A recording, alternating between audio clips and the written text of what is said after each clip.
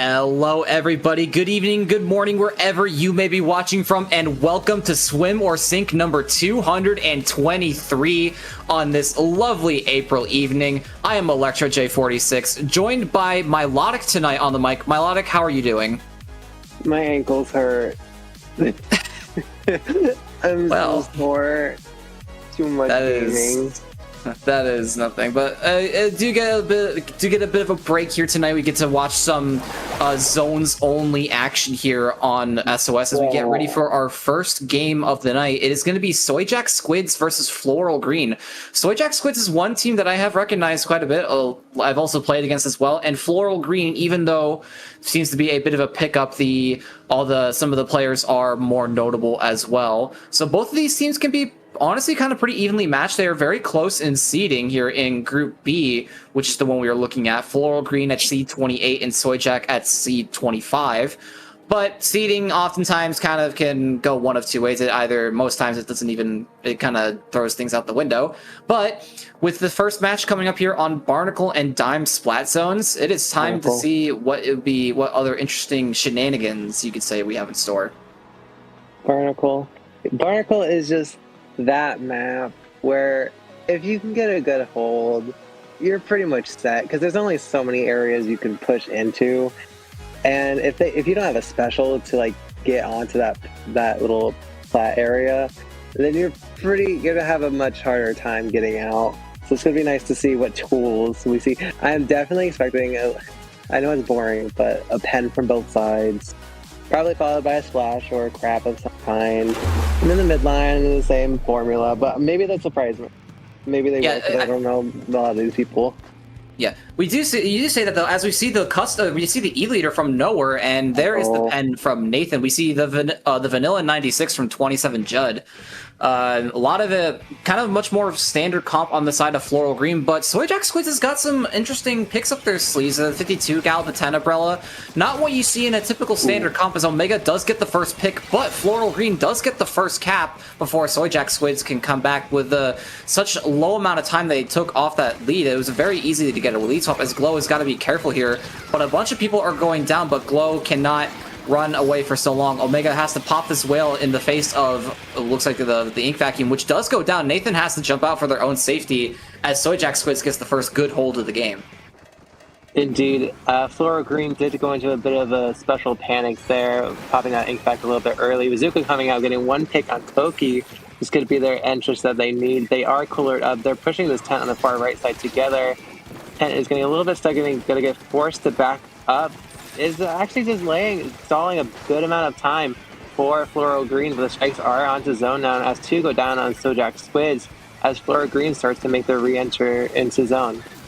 Yeah, and we saw 27 Judd had popped that ink vac Porter with this 10 umbrella shield, trying to do anything. Gen B with this bucket, trying to harass the leader on the side of Soyjack Squidz, and they pressured him enough to the point where Nowhere didn't exactly, looks like they jumped out, but it was enough for them to move around a lot. But Porter with Soyjack Squidz playing very aggressive with this tent all the way up on on Floral Green's plat right there, and with the Zuka ready, they still gotta be careful because they have some more shots. Nathan almost goes down to that third penultimate shot, but Soyjack Squidz is right back into control of the zone as where they were already very comfortable in this first game as they shoot through their first penalty before Glow takes down two with the Zuka. That is just the leader remaining for Soyjack Squidz, excuse me.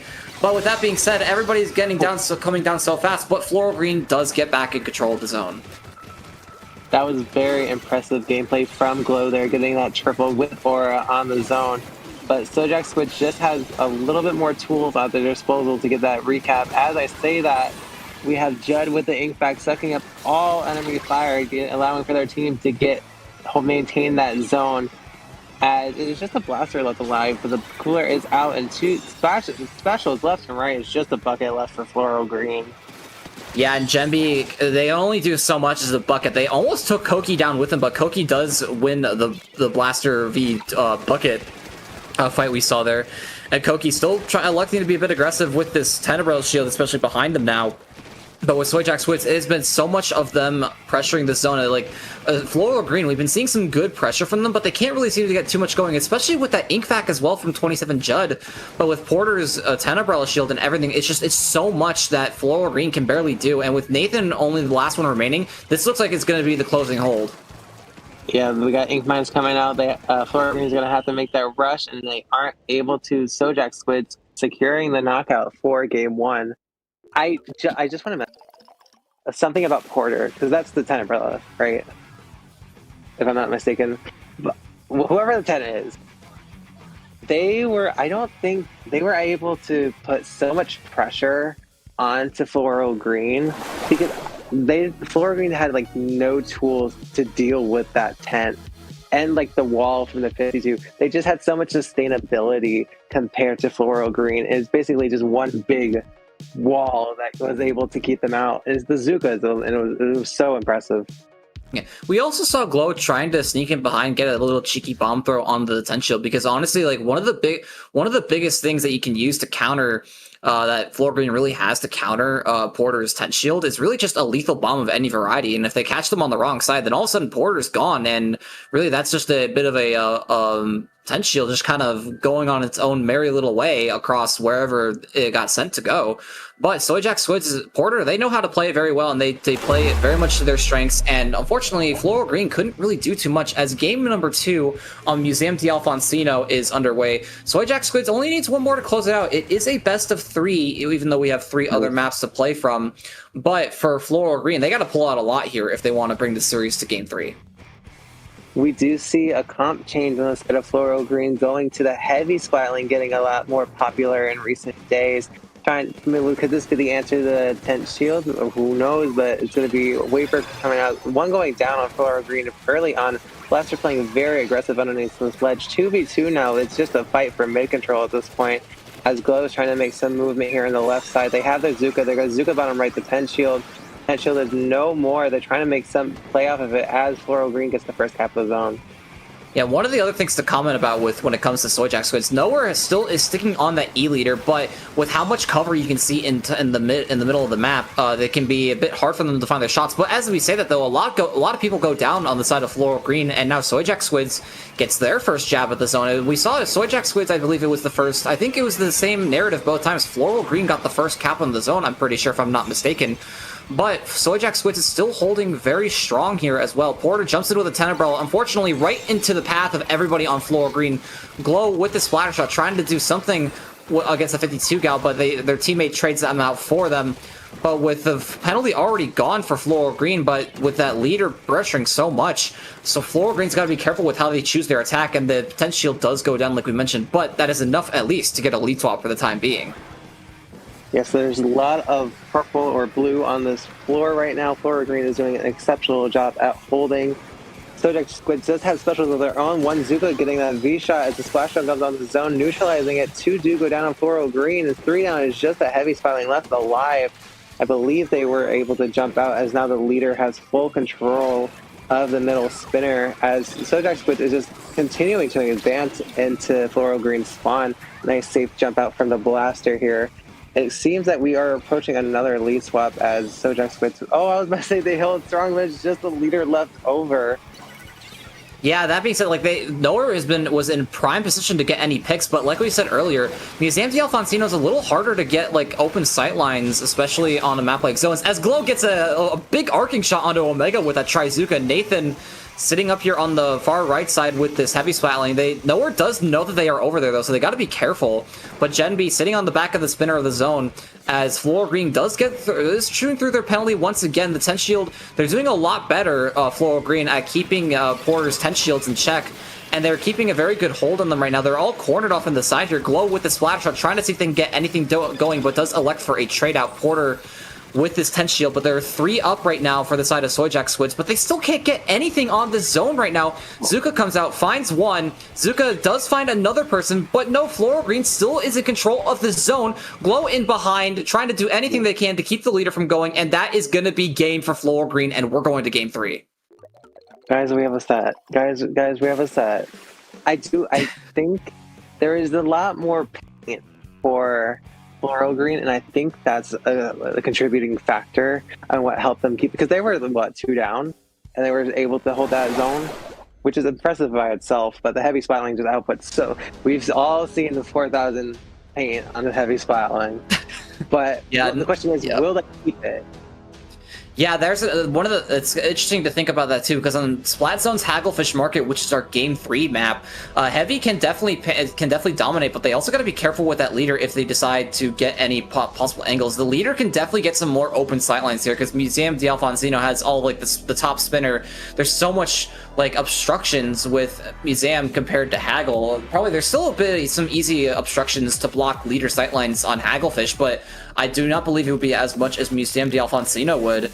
But with that heavy splatling, that 10 is such a easy position for them to just sit and hold, and they can just put so much paint over the entire zone to the point where you can almost basically, there are times where I've experienced this, a heavy splatling 1v4ing an entire team for a zone and winning.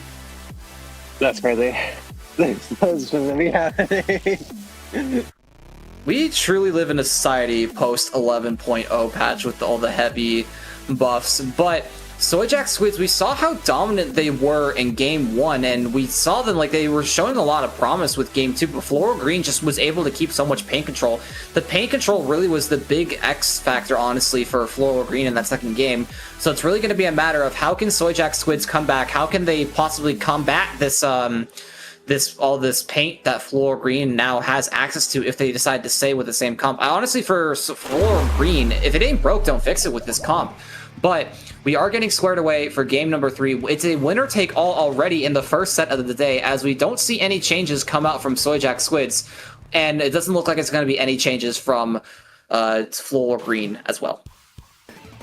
Alright, we're just going to be a mad dash for mid here. We do have Respawn Punisher on the leader, so that is something to keep note of, as it seems like this is going to be a fight for territory. One flanking on the bottom left fast, Bucket getting caught out, but the V-shot ends up going down first. 10 is already behind, getting so much space for Soyjack Squidz as they are able to get the first cap. Yeah, the 52 gal does go down, but Porter just commanding a lot with this Tenebral. The Wavebreaker gets thrown and just immediately is shredded from the side of Floral Green. And we have a Zuka one-off, and Porter does win the Zuka 1v1, but the strikes come out, and it's not enough to flap the zone momentarily. Genby with his Bucket sitting on the top, kind of where you see the backlines set up if you have a more thing, but this is the retake that we're talking about for Floral Green, and with that leader from nowhere, it's just picking off everybody on that top mid there. Judd tries to drop down to try to see if they can get anything, but they're so careful. They got to be careful with nowhere like looking straight down their sights, and Glow does get the pick on the Zuka, and Floral Green does get control of the zone, but Soyjack Squidz already has this counter down to 31 remaining. It's going to be a bit of a fight to get it back, possibly to a more even ground, but with how fast the zone ticks go, it can go faster than you'd expect.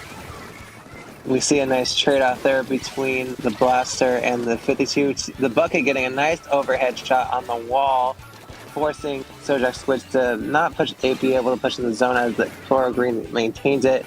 Lear looking for a pick here on the block. The Blaster does go down in the bottom right. It seems like a flank test coming out, but the strikes there popped and they get punished for bad positioning.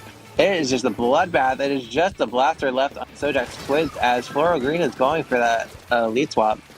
Yeah, Koki is sitting under here on the top, underneath bottom left. Is such a dangerous spot for Blaster, but that was enough time for Floral Green that they bought fighting that Blaster to steal this lead back from Soyjack Squidz. Glow with the Zuka, unfortunately loses another Zuka 1v1 to Porter, and there's the wipeout. But with Floral Green, it was such an awful time for them to get wiped out because they were so close to getting this win, and now Soyjack Squidz, they are taking no prisoners at all with moving up this fast, but Porter already goes down, but they have a splashdown ready for the side of Soyjack Squidz. That demands a lot of pressure if you're Floral Green. There it is out there. Judd is very low on health with the side of strikes coming out. Looks they're all on target. They will barely contest the zone, but not enough for Floral Green to try to get a cap. The Bucket rushing in, trying to make something happen, getting one as we take the timer reaches 30 points remaining. Whales are coming out, and Soyjack Squidz has complete control of this plat area. It's looking like it's going to be a nail biter. Last 10 picks on the board. Lear gets a pick on the zap.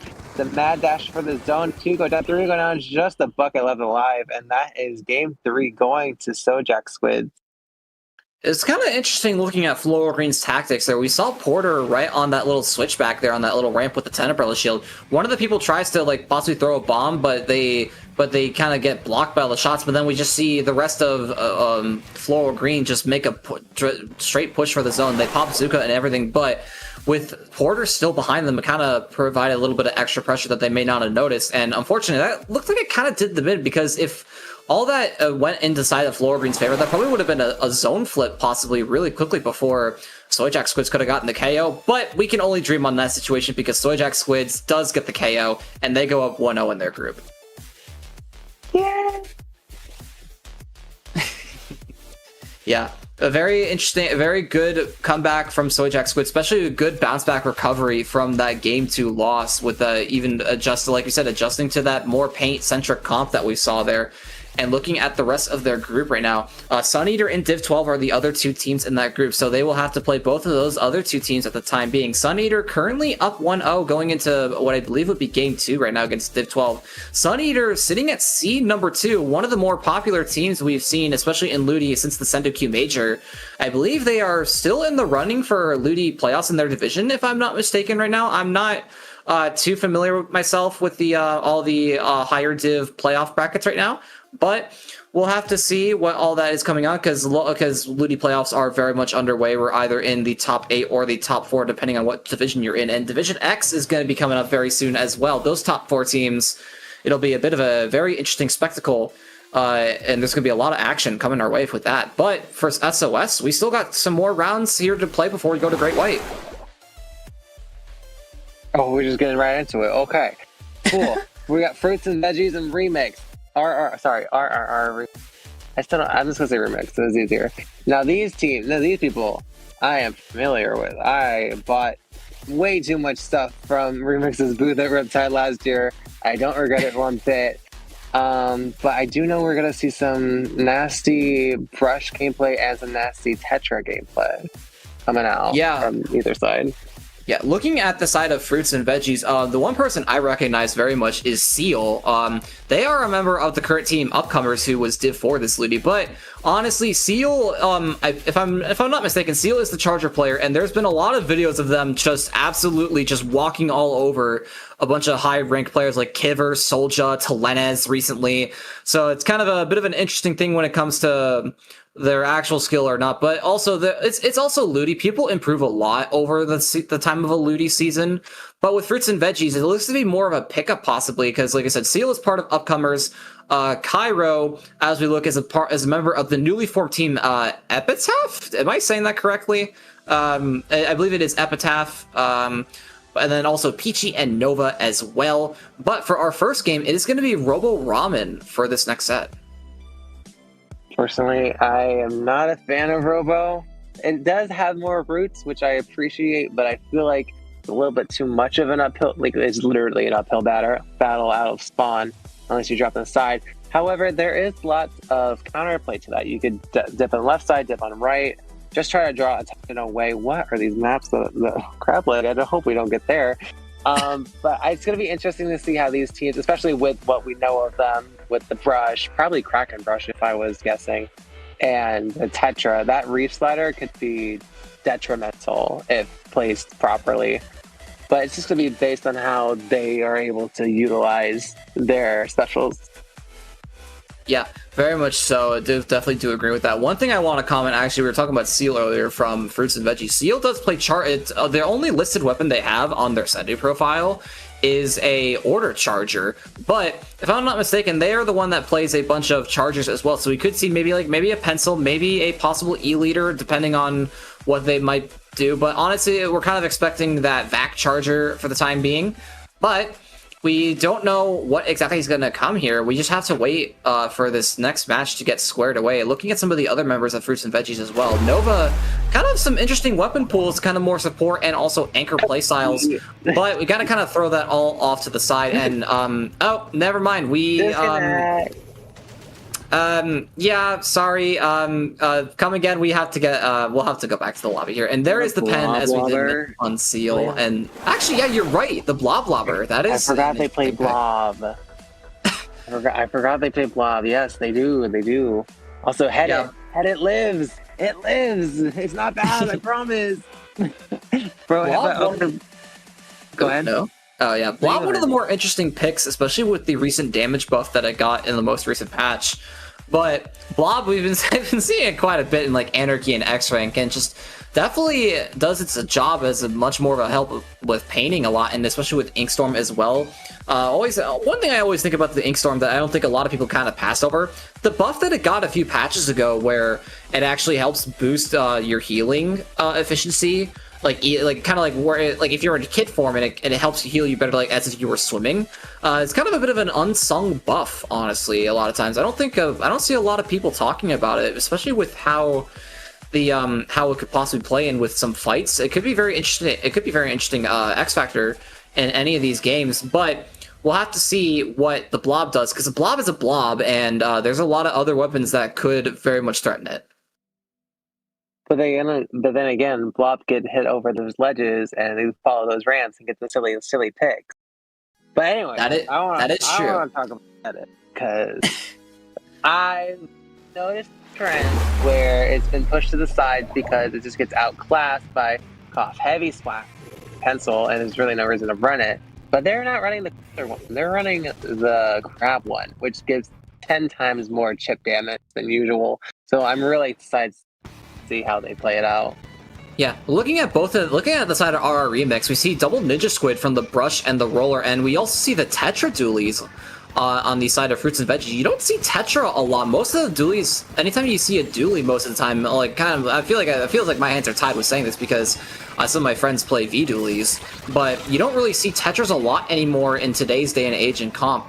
But RRRemix does get the first hold on the zone. Zombie went down with those Tetras, but we saw a lot of QR on the side of Tetra, as is normally the name of the game when you play. Mag is electing to go all sorts of places with the Zipcaster, just zipping around, does find Nova before they make that recall. Peachy, excuse me, does get the trade out on that, and Seal does force this zone into neutral with that pencil, but UV Bay and Daze just is too much paint for Seal to compete with. And we see RRRemix still having this zone in neutral, but Fruits and Veggies does finally get a cap. I think that Edit got a double kill in the corner, but Blob is doing great object damage to that bubble. 2 more go down. Splasher coming out, picking 1 off of that jump. The roller isn't quite able to finish off that blaster, leaving just a Blob in his bottom left corner, restoring control to Fruits and Veggies as they are able to get onto the elbow. This elbow could be a dangerous thing if they are able to maintain it. They have the slider, but will Remix have their specials to get through it? Yeah, Zombie is electing to kind of go for a bit of a shark here. They do got to be careful with the Inkstorm with that damage. But the Zipcaster comes out. Nova pops the Bubbler. Where is the brush going? Mags is kind of going off all sorts of places. Nova barely, unfortunately, doesn't get find down. Daze pops the bubble on the zone. UV Bay does have a Crab Tank ready. Will probably pop it here very soon, unless if you're just the rest of RRRemix, they get everything else in the pick as well onto Zombie. No need for the Crab. RRRemix has back control of the zone. And it's a good thing they saved that Crab, because now they could use it for a potential defense if they need it. But Zombie here on the right side, putting so much pressure, getting the Crab Splashdown coming out, getting a nice trade, and as a wipeout in favor of Fruits and Veggies, able to recap the zone and continue their push. The Seal here is getting all the jumps for their teammates while maintaining pain, putting utmost pressure with the chip damage. I think it's 62. Yeah, the 60, I think it's actually 60. If you're talking about pen damage, I'm pretty sure that one shot does 68 damage, but Nova does get a big splat bomb pick, pops the bubble on this elbow here, but their teammate does go down. Mags is going to go down for the drop underneath the zone, see if they can get anything. Seal does call them out, but that's enough. But it's enough for Daze to get some distraction, but no, Fruits and Veggies calls them both out, shreds the bubble. They still are in control of the zone. Peachy gets that extra pick onto that blaster, and with 20 points remaining, they are looking to close this game out. Yes, 2 going down on Remix. 10 takes left on the board. Crab Tank is out trying to poke at that pencil, but the Crab goes down and bubbles on zone, and there's just no getting past that. Fruits and Veggies takes the first match. You know, honestly, I just thought about this, even though I saw it at the beginning of the game. We're gonna actually see it here in just a second. When we see the winner cards, we see fruits and veggies. There's Zombie, the 10-star Tetra, Peachy, and Seal both have top 10 X rank badges. So a bit of a nervousness factor, honestly, if you are not familiar with fighting yourselves with top 10 X ranks. But credit where credit is due to RRRemix. They put up a very good fight, but fruits and veggies they exerted so much pressure that RRRemix just really couldn't keep up with. I do remember when the brush was dropping on left, trying to cause a distraction, but I feel like that push may have been a little disconnected because we had them dropping and then they were getting point censored. And once they were called out, everyone else tried to trickle in after them. But by that time, it was just like one pick after another. But I do think Umami Zone has a little bit more hiding places. So if they really want to shark it out, I think they can. They just need to start moving as a unit. Their zip, okay, but Mag's Zipcaster is really funny. Low-key, yeah. For them. It was funny to see them kind of go off camera there at one point for a retake, and unfortunately, I think they did eventually trade out, but it was still enough for fruits and veggies to keep a hold. But you are right with Umami Ruins, and especially with RRRemix playing two more shark-heavy weapons with the Vanilla Splat Roller, or the Order Splat Roller, excuse me, and the Vanilla Octobrush. Definitely, fruits and veggies has got to be careful, especially with all those extra hiding spots. You can maybe hide in top mid, hide in the far left corner, maybe right under the dome or something. But also, Seal's got to be careful because definitely there's some much easier zipcaster routes for Megs in that Octobrush, and so but knowing them, they play very well, and they can honestly, like, if Megs has got to play it carefully, because if they want wrong zip, and they are going to be splatted. I definitely agree. I feel like zip on this map is already tricky because there's not many elevated spots. Like, you have the dome, obviously, you have those little things that keep snipers from sniping everything. But if you really, cause I feel like how Mag plays zip, I feel like it will benefit them because you really got to go all the way around to get any type of value. But then again, we have fruits and veggies who has this utmost pressure. You got the slider, you got the bubble, you have the pen doing chip damage. It's just a lot to push fast, and I want to see how our Remix is going to respond to that.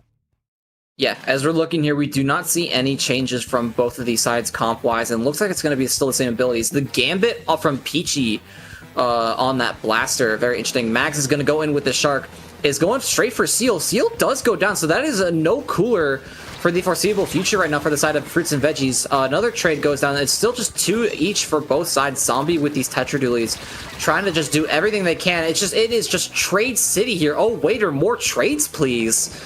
As Mags does try to get a thing in the zone, but as is always the bit of the hassle when it comes to double zones maps, it's so hard to get the first control of the zone, but you can't get the other. But we see both of these teams barely able to get any points off the board. Boyfriend with that Blobber, Boyfriend, I believe that's an alias name, but it's interesting to see. The Roller, oh, we saw them being very sneaky up there with that flank, and Mags, before they can't punish the Blobber before they jump out. But they still keep control of the zone. Mags has got to be careful because Seal is very good at aiming with charges. They honestly, a lot of times where like people could be considered like, oh, are they aimbotting or something? But no, that is just what happens when you have very good aim. But Fruits and Veggies gets a hold on the zone here now. And with them, Peachy so low on the side here, they could be very dangerous to this blaster. Especially with the splashdown and cooler. Nice pick from Seal. Splashdown does come out. Another pick from Seal. Is 3 down on Remix's side. Only the Crab Tank left alive. Peachy's being very sneaky here underneath that right side as there is so much yellow on the ground. It's about Remix is going to need to get some specials up. The Blaster getting a nice up close direct on the rush. The Crab Tank getting forced out but not able to get any value because of that Blaster. And now it's just fight central here. Yeah, and with Fruits and Veggies already under 15 points remaining, just UVB trying to see if they can do anything, but nobody else is home on the side of RRRemix. Megs pops this Zipcaster, try to do anything they can, but it's not enough, and Fruits and Veggies holds on to take game 2, and that is already the set going in their favor. I don't think it was talked about earlier, but the Sea Blaster does have blasters, which is really strong into our Remix's comp, having 2 Ninja Squid weapons. So maybe they just felt pressured from the point sensors and weren't able to get as many aggressive sharks as they had hoped. But I definitely think they put up a strong fight, especially in both games on their retake. They almost had it there in the end. They were able to test some of right zone, but it just wasn't quick enough, unfortunately. Yeah, a little unfortunate for the side of RRRemix, but unfortunately, just like there's only so much you can do, and with two heavy sharking weapons and fruits and veggies just had so much more paint control. I mean, the Bloblobber tried to do the best they could, and also the edit as well. But unfortunately, fruits and veggies just was able to put out more paint, more pressure, and everything. That bubble, really from fruits and veggies, was really helping them hold their more defensive positions, and also the slider and the splashdown to help clear out any areas as needed. But for fruits and veggies, they go up another win, and looking down at their group, that is them up 2-0. So they do have to play. Their next opponent is going to be the match that determines who in that group, which is Group D, for those who are wondering, who's going to go to Great White Bracket. It's going to be them versus Zoinked Up in the function spewing straight rubbish. That is very interesting, a very interesting team name, but you always gotta give it credit to people for coming up with really creative pickup names. Yeah, honestly, pickup names are just like kind of weird. You can really just put whatever, as long as you have good players. Oh, that's a graphic. Is that a new graphic? I haven't seen that one before. No, you're just looking at the regular. This is what the group graphic looks like. This we were talking about with Group D. Ink Surge and RRRemix are the next teams to go up with. Both of those teams 0-2, and they're still looking for the first win. In fact, actually, they've been KO'd every single game, both of those teams, that they have played against their two opponents so far. So at least one team is gonna at least get some points on the board here, because there could be another case where it could be a case where like RRRemix gets 2 straight KOs over Ink Surge, and they're gonna be fighting to see who goes to Mako bracket and who's gonna go to Lantern bracket. But we will have to be ready and waiting to see what the next match is, as a bunch of the other matches all across the board here are going to be finishing up. If anybody wants to take a look at brackets, you can just type you can type exclamation bracket in the Twitch commands in the Twitch chat, and Nightbot will give you the link for the bracket for this tournament. But I believe if we do have some time here between this next match, and so we will be taking a short break while we wait for round number 3. Actually, no, as we're saying that, it is getting it set up, I believe. Yeah, and it's Starboard versus Game & Washed. Honestly, I almost thought about hearing that saying as Game & Watch, but no, it's Game & Washed. Unfortunately, you gotta get it correct. Starboard, another recognizable team down in the Division 7 scene. We see them a lot in FTIU and like Low Ink, all those lower skill cap tournaments. So definitely a good game to be possibly held here. Both of these teams also 0-2 on 0 score. So both of these teams are still looking for their first wins and are possibly going to try to make a case to see who is going to go to Mako bracket. Now, I don't remember clearly, but I feel like it used to be Game & Watch, actually. Maybe they changed it for this tournament, Game & Washed, but I swear it used to be Game & Watch. But I am familiar with both these teams. I have seen them, as you said, in FJU, sometimes in Low Ink. Very active teams in the scene. So it's going to be interesting to see what I don't really know what weapons each side brings, but I believe it's going to be a good show regardless. Yeah, honestly, one thing you're talking about weapons here. One thing I want to bring up with the side of Starboard, Shades. Shades is as we see the top person on the thing there. They are Starboard's captain.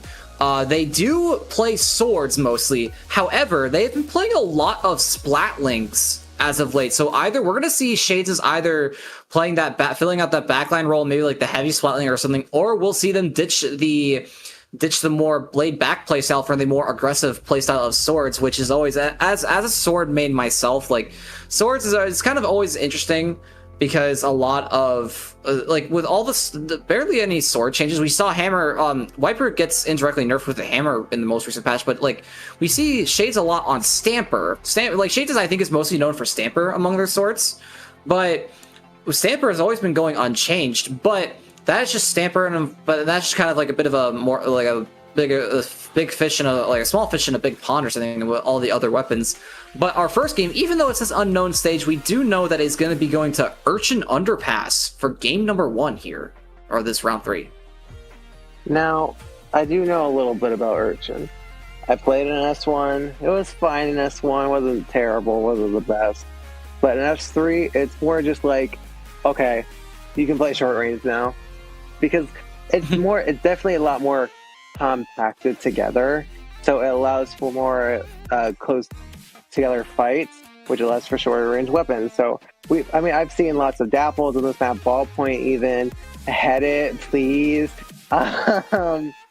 But it's definitely interesting how people could use the different routes, and there's always somewhere to be looking to make sure no one gets behind you.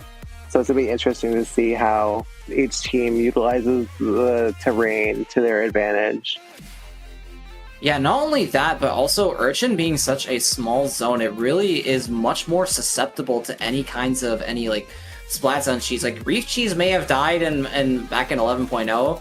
But honestly, Reef Cheese still kind of exists in much of the smaller zones maps, especially on a zone map like Urchin, because like we said, it is not that big of a zone at all. It is not too hard to get a contest or a flip onto it. But for both of these scenes, if Shades, like we said before, it does go with that heavy, that puts a lot of paint down for Starboard, but it's really also going to be a matter of how can you position correctly, possibly if you want to get some more paint, because a bunch of the longer range weapons that we see a lot as filling the backlines or anchor rolls, they do kind of struggle a little bit on the side of when it comes to Urchin zones, just because of like the types of terrain and just like all the close quarters combat that you might have that might be a bit of a struggle for any of these backlines. Yeah, it definitely opens the door for more potential.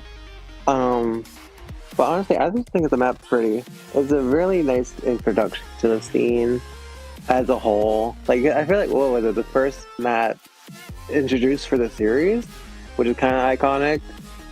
So I hope they put a good name, a show for a good stage. Then again, people, I feel like in most recent maps added to the game, they usually starts out as, oh my god, this is the most well-designed map, and then they start seeing the flaws. Like, I feel like that happened with Urchin, definitely. What was another one? What was the one before it? I don't even know. That's a not question. Lemuria. Was it Lemuria? Yeah, I think it was Lemuria, but we don't talk about Lemuria. Lemuria is just kind of. We don't talk about. Yeah, we don't talk about Lemuria. Yeah, just we'll leave it at that. But yeah, there's a lot of the more newer maps we see. Actually, kind of on the topic of new maps, are either reintroduced or introduced new to Splatoon 3. Ship Cargo Company, or Ship Cargo Co. If we're just gonna go by the abbreviation, is that Game 3 map. If this set does go to that penultimate third match, one of the new maps introduced along with Crab Lake Capital back in Chill Season when we got the Dreadringer and the Heavy Edit. I believe it was 2023, if not, if it was 2024. I don't remember which year it was. But a lot of the new maps, it's always cool seeing a bunch of the new maps more in the rotations. Like we see a lot of other new maps, like Scorch Gorge, Clan Blitz, for example. Like a lot of the map lists that you see most commonly do have quite a bit of those new Splatoon 3 maps. But you also got to give credit where credit is due to some of the older maps as well, because even though they may be old, they definitely have some gold. Oh, I see what you did. Oh, we have a price double bucket. Interesting. And then one of them is bread. Oh, these comp 2 double buckets. What the heck is going on? I guess Reap Slider Cheese isn't dead after all, especially on this map. But yeah, we do see a leader come out. Yeah, very much interesting. But also Shades on that Tri-Slosher. Tri-Slosher has been seeing a bit of a resurgence lately, like especially with the more diverse coolers that we've been seeing, especially like with the power of pencil depleting eventually over time. Shades, they do pop that cooler. Tries to get pick onto Static, does get the trade out on, or not the trade out, excuse me. They do get one pick onto that. Shades trying to be very aggressive. Tri-Slosher kills so fast and so quickly, but Connie does keep the range advantage, and there is the Reslider forcing Bumblebee to move around. Rye does go down to Static's bucket. Bumblebee, a big, beautiful pick on that leader, but they can't jump out before Static pounces right on them, as looks like Starboard is still in control of the zone, and it's just Static for Game & Watch, and they kind of have to electing to strike while Starboard pops some more points on the board, and that is the lead we saw swapped earlier. But for Game & Watch, the penalty is very small. Both these penalties not too big for either team. The Brush getting a nice pick here on the right side, 2 going down on Game & Watch. As Alita swapped again, doesn't mean they're going to have that much control. The Restarter coming out isn't quite able to get a tent trying to protect their jumps. A nice punish there from Ace. The Zuka coming out, brush popping a nice pick on the Zuka. Couldn't find another as it's just a leader left for Starboard, giving Game & Watch the opportunity to advance. Yeah, Santee with his heavy splatling trying to put any paint down that they can, popping that wave breaker as well. Static, we see Bumblebee up in the top left, does get the pick on the leader. That is a big loss of pressure, honestly, for the side of Starboard. And look at Game Watch, they have cornered them all up into this top corner. Rye does get the trade back onto Ace, and we see Rye pop the slider. They do get another one. That is the Flow Aura popped as well. They're getting so much chip damage on everybody on the zone, but no, Game & Watch is still in heavy control. Santee with that heavy splatling like we were mentioning, they can do so much against them, but no, Rye is gonna flip the narrative and get the pick, get the Flow Aura as well. Crackhead with this Octo Brush, trying to be very careful with Connie threatening them as well. Those sloshes going over the walls can be very dangerous for anybody sharking. Ace does get a double with the Auto Bomb. Oh my god, we love the chickens. The Specs coming out on the right side, trying to catch Bumblebee off guard, but they are able to make a safe retreat. Rye here doing some chip damage over the wall. Ace is here on the side, trying to make some space for their team. Getting called out by literally everyone. The slider coming out, 2 going down in Game & Watch. The Bumblebee trying to tap start Static, isn't quite able to, but their team is able to clean it up as the zone. It's just so much splatting here. 2 down on Starboard now, as Game & Watch is able to maintain the zone. Yeah, I'm just looking at Rye here for the side of Starboard. They're trying to do so much to put some paint onto the zone, but with that heavy splatting, they just can't do anything against it. Crackhead popping this Kraken is electing to go way deep into enemy territory. They're gonna have to jump out because Santee was pressuring them very hot, but that did buy some time. Unfortunately, not enough for Starboard. As we see, the heavy splatling is just continuing to put so much paint onto the zone that Starboard just can't seem to do anything. Under 5 ticks remaining now, and despite everything, Santee just is still putting so much pressure, and they just carry Game & Watch to a Game 1 victory. Nintendo, do we see the problem here with heavy splatling? I think they may have overtuned it just a little bit. Maybe just a little bit. I do wonder what the paint number is, just to be funny. But that was a pretty strong showing from Game & Watch there. They were able to, well, they didn't really have to worry about having paint underneath their feet because they always had it. The heavy was just always able to provide for them, allowing for them to get that aggression off and keep Starboard at bay. But now the strategy's got changed. It's Museum. You can't do the same strategies you would do on Urchin because it's a much more open and elevated map compared to Urchin. So will we see some changes or will we see the same thing? Because double bucket on Museum, that's a little questionable. Yeah, it could be very interesting, but although the reason we saw the double bucket, we saw the Dreadringer from Riot, and we saw Shades on the Tri-Slasher. Like I was saying earlier, they played Splatlings and Swords. No, they just kind of threw a curveball and elected to go Tri-Slasher on that case. But I mean, it would make sense because Bumblebee was on that leader, and a leader kind of, Urchin is one of the leaders, like not a good map for it. So probably could be a bit of a struggle for Bumblebee on that leader. But with Museum d'Alfonsino, we saw the exact same narrative. We saw heavy splatling versus leader on Museum d'Alfonsino in the earlier round. We saw, I believe it was round 1 of groups here. But that being said, the leader definitely has a lot more open space, a lot more sight lines, if you may, but there's still a lot of cover as Museum d'Alfonsino. Like we talked about this earlier, there's a lot more places that you can kind of hide from the leader, but also Urchin definitely has more than Museum, but with Museum, he's still got a lot of cover to possibly play around with, and with how Starboard has a bunch of things that can, kind of hit over walls a little bit with that double bucket, Game & Watch has got to be a little bit careful here if they decide to play more Shark Heavy. I totally agree with everything you just said. I do hope we see maybe a little bit of a change, or they're just spam fizzies. Who knows, this Museum. But definitely the leader will have a lot more game to play with their longest range of the game, But now we're gonna get into it. We're gonna see, do they change? Do they stick? The Tenic is a little iffy here. Okay, we see a change. We see changes on both sides. We see lot of changes, and there is the Sultana stamper from Shade. Kraken going for the Ink Brush and Bumblebee with the pencil. Rye was the only person on the side of Starboard. Wait, Crackhead, what are we doing? What are we doing? Oh dear, that is not what you want to see for Starboard. Shades goes down as well. Ace is gonna not blow up to the reside. I believe the 10 shield saved their life, but only just for the moment. Rye having to jump back for their own safety because of how low on health they were. Connie gets that pick on the Frozen Pro as well. That's another weapon comp switch we saw. Connie does go down. Ace with this Tenebrella, Shades is over there. Ace, not the other way around. And Shades does get the big punish on it. And it looks like it's going to be, there it is. There's the cap for the side of Starboard. And with Connie only remaining, we see on the plat there, this is definitely a time for Starboard to move up and get more points on the board and a lot more pressure onto the side of Game and Washed. I agree. We see two people on this right side holding up to the zone. The Splatter coming out trying to cover those strikes as we see a 3v3 on the board. Booyah Bomb coming out to clear out that plat. It seems that Starboard is in a position to hold on to the zone. Cooler is out from Bumblebee. Especially when reading top left and right. There's a lot more aggression from Starboard this time around. Now that they have more room to move. As we see the brush here trying to make something happen on the right thing, getting forced out by the Zuka. They are 2 points away from a lead switch, so they might need to prioritize that instead as they are able to get it. Strikes coming out. It now seems to be Game & Watch's time to advance.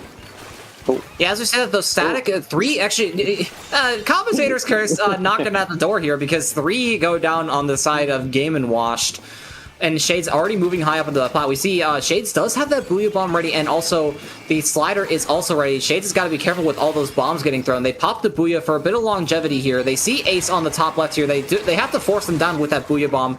But they do go down in the process. Rye popping the slider is going to get one. As surviving for the time being, Connie drops down on them and does make it away with their life. But with Crackhead with this brush, does find the trade out. And with just a couple of ticks remaining on the board, Game and Watch can't do anything. And Starboard will take the game and force a game 3.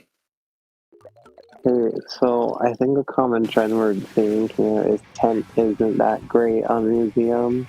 Because you really have to be set up like in the enemy spawn to use it, because it gets caught on everything. So maybe a note for future tent players on Museum. Maybe switch it up. Then again, I could just be talking completely out of turn. How would I know? But that was a much better game from Starboard.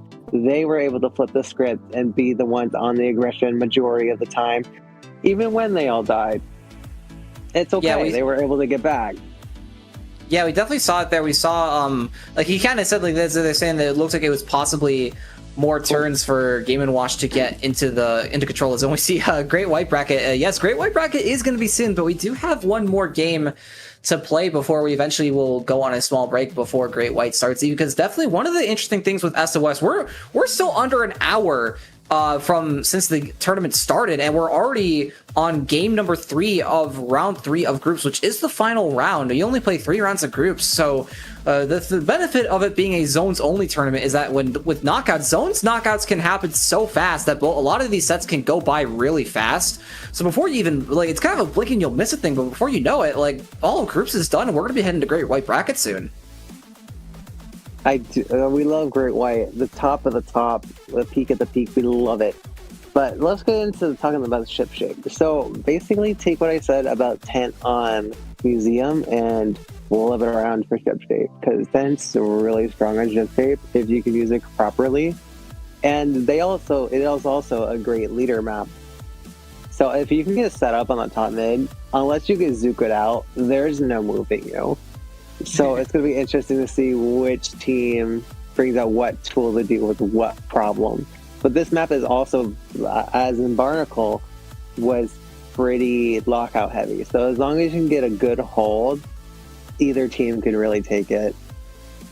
Yeah, both of these two teams are pretty evenly matched, as we saw. Like we saw on Urchin, just kind of a bit of a Bumblebee kind of almost kind of shot themselves in the foot with picking leader on Urchin. But I mean, kind of what more can you do sometimes? But they did make a really good rebound victory to Museum. And then for this final third game in Shipshape Cargo Co., really it's anyone's game. when you look at this, as we get squared away for game number 3, Mako bracket is on the line for both of these teams here. We'll have to find out if it's going to be either Starboard or Game and Washed, as we see Starboard sticking to the same comp, and looks like we see it is Game and Washed's turn to play the double bucket if they didn't already, and I'm just hallucinating. Yeah, I think they played a game 1. They swapped out the Frozen Pro, which I guess they thought that was their problem, but it seems we're getting a lot more aggression from Game and Wash here. It's getting a nice trade, creating some space on this bottom right. Isn't quite able to get any support. The bomb coming out, no shield in sight to be able to save him. As, the slider coming out, trying to save himself on top left, but going straight into the danger zone. As they are able to hold the zone, so maybe it was all a fluke. But Starboard is now in the position to take control. Can we just appreciate the fact that Crackhead was so low on HP when that slider came out, and not only did they not die, but they stared death in the face saying, "I dare you to challenge me," while being on like 5 HP and still coming out on top. Shades went down there. They do still have the Booyah ready. We see the reslider from Rai come out. Does get the cap in the zone for the time being. Shades has to back up here or else they're going to get Zuka. But Game & Watch is still in control of the zone static with its bucket on the top right. Trying to see if they can do anything. Shades has got to be careful. The Booyah Bomb does go all the way through. A bit of a unfortunate miss, and that is a huge gaffe from the side of Starboard as they go 3 down. And with the penalty points starting to dwindle already for Game & Watch, this could turn ugly really fast. Indeed. I think the Booyah Bomb just phased through the heavy. They had the right intention, but not the right execution. Now we do see a Reef Slider from Game & Watch at the ready to punish any unfavorable drops. The cooler is out from Starboard, so it might be like a moth to a flame in a minute. But the Booyah Bomb coming into the zone, trying to neutralize it, isn't quite able to. But 2 going down in Game & Watch as they are trying to cap the zone. The Slider coming out and able to cap it to get away from Game & Watch's Reef Slider as Game & Watch. Oh my god, there's so much happening right now. Yeah, and Aces just have so many of these tent shields going around. Bumblebee kind of goes down to tap shot them. I honestly, I don't even know if we saw a potential squid bag there or something. I don't know. It looked a little weird there. But Crackhead on this, finally they have control of their top right as Starboard because they didn't have control of it. But as we say that though, the bucket's already moving in. Crackhead again so low on HP, nearly gets crushed by the tent shield, but does go down to the Dreadringer. Connie pops the Floral, getting that extra pick onto Bumblebee. And with them just being in so much control of the zone and with under 10 points of their penalty remaining already, this could, like we said, this could go very quickly as the Reslider does get a pick. Their 2 go down. Penalty is gone now for Game & Watch, and Starboard is just being kept on the back foot. Santi, with his heavy spelling, has control of that top left for their side, top right for the side of Starboard. Booyah Bomb come out. If it's the time is now to get anything going. Kraken trying to rush in. They force the zone into neutral for the time being. Reslider comes up, but it's not enough distance, but it looks like it's not going to be enough. There's still so much paint for the side of Game & Watch, and there is the wipeout, and that is going to be game. Game & Watched holds off Starboard in the fleeting moments of that game, and they take their game, and they will go to Mako bracket. Heavy splatling paint, heavy splatling paint, heavy splatling paint, heavy splatling paint.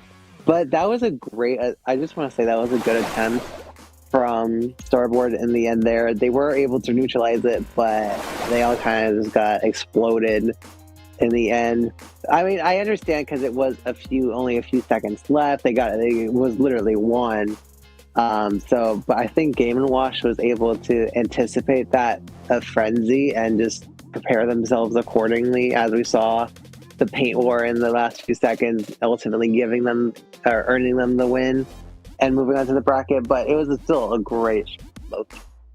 Yeah, one thing I actually also wanted to point out here, thinking about it, we saw Rai pop that Reslider right at the end there, but with one of the other things about Reslider, not only did Reef Cheese kind of get killed a little bit in the 11.0 patch with the paint radius got nerfed, so did the amount of distance that you can travel with that Reslider. One of the things definitely to note about was that Rai didn't get all the way into the zone, probably that Reslider nerf really taking into effect.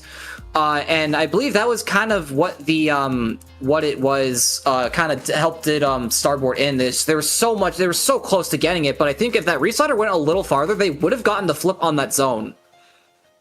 You were so right. I completely forgot about that nerf because it's just like who Reslider chooses anymore. But Could it have been that? Sure. Yeah. I don't really know. That all being said, it's a little unfortunate for the side of Starboard. They were so close yet so far. But they do have a bracket still to make, because even with the format of SOS, regardless, win or lose, no matter if you go 3-0 or 0-3, you still make a bracket either way. But they are going to go to Lantern bracket, and they will definitely see if they can make a run through Lantern bracket. Meanwhile, Mako bracket, that is going to be the stomping grounds for Game & Watch, and we'll see how far they go. But for the time being, we're going to get ready for Great White here soon, but we're going to be taking a little bit of a short break while we wait, but don't go too far, because Great White will be starting really soon. You're watching IPL SOS 223, and we'll be right back.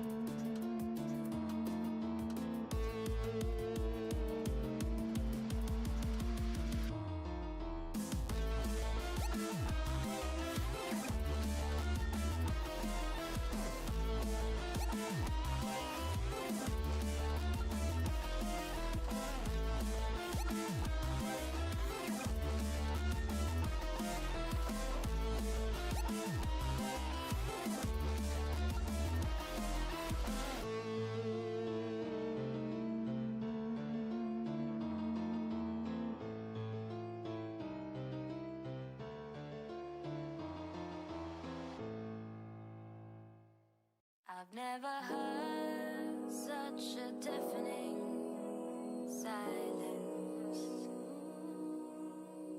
I never thought I would be so in vain. And the world can't revolve around your pretty face. Oh, but it should. It should. Yes, it should. They say the truth hurts, but you can't just give up hope. And I say I'm here for you if you ever need to let go.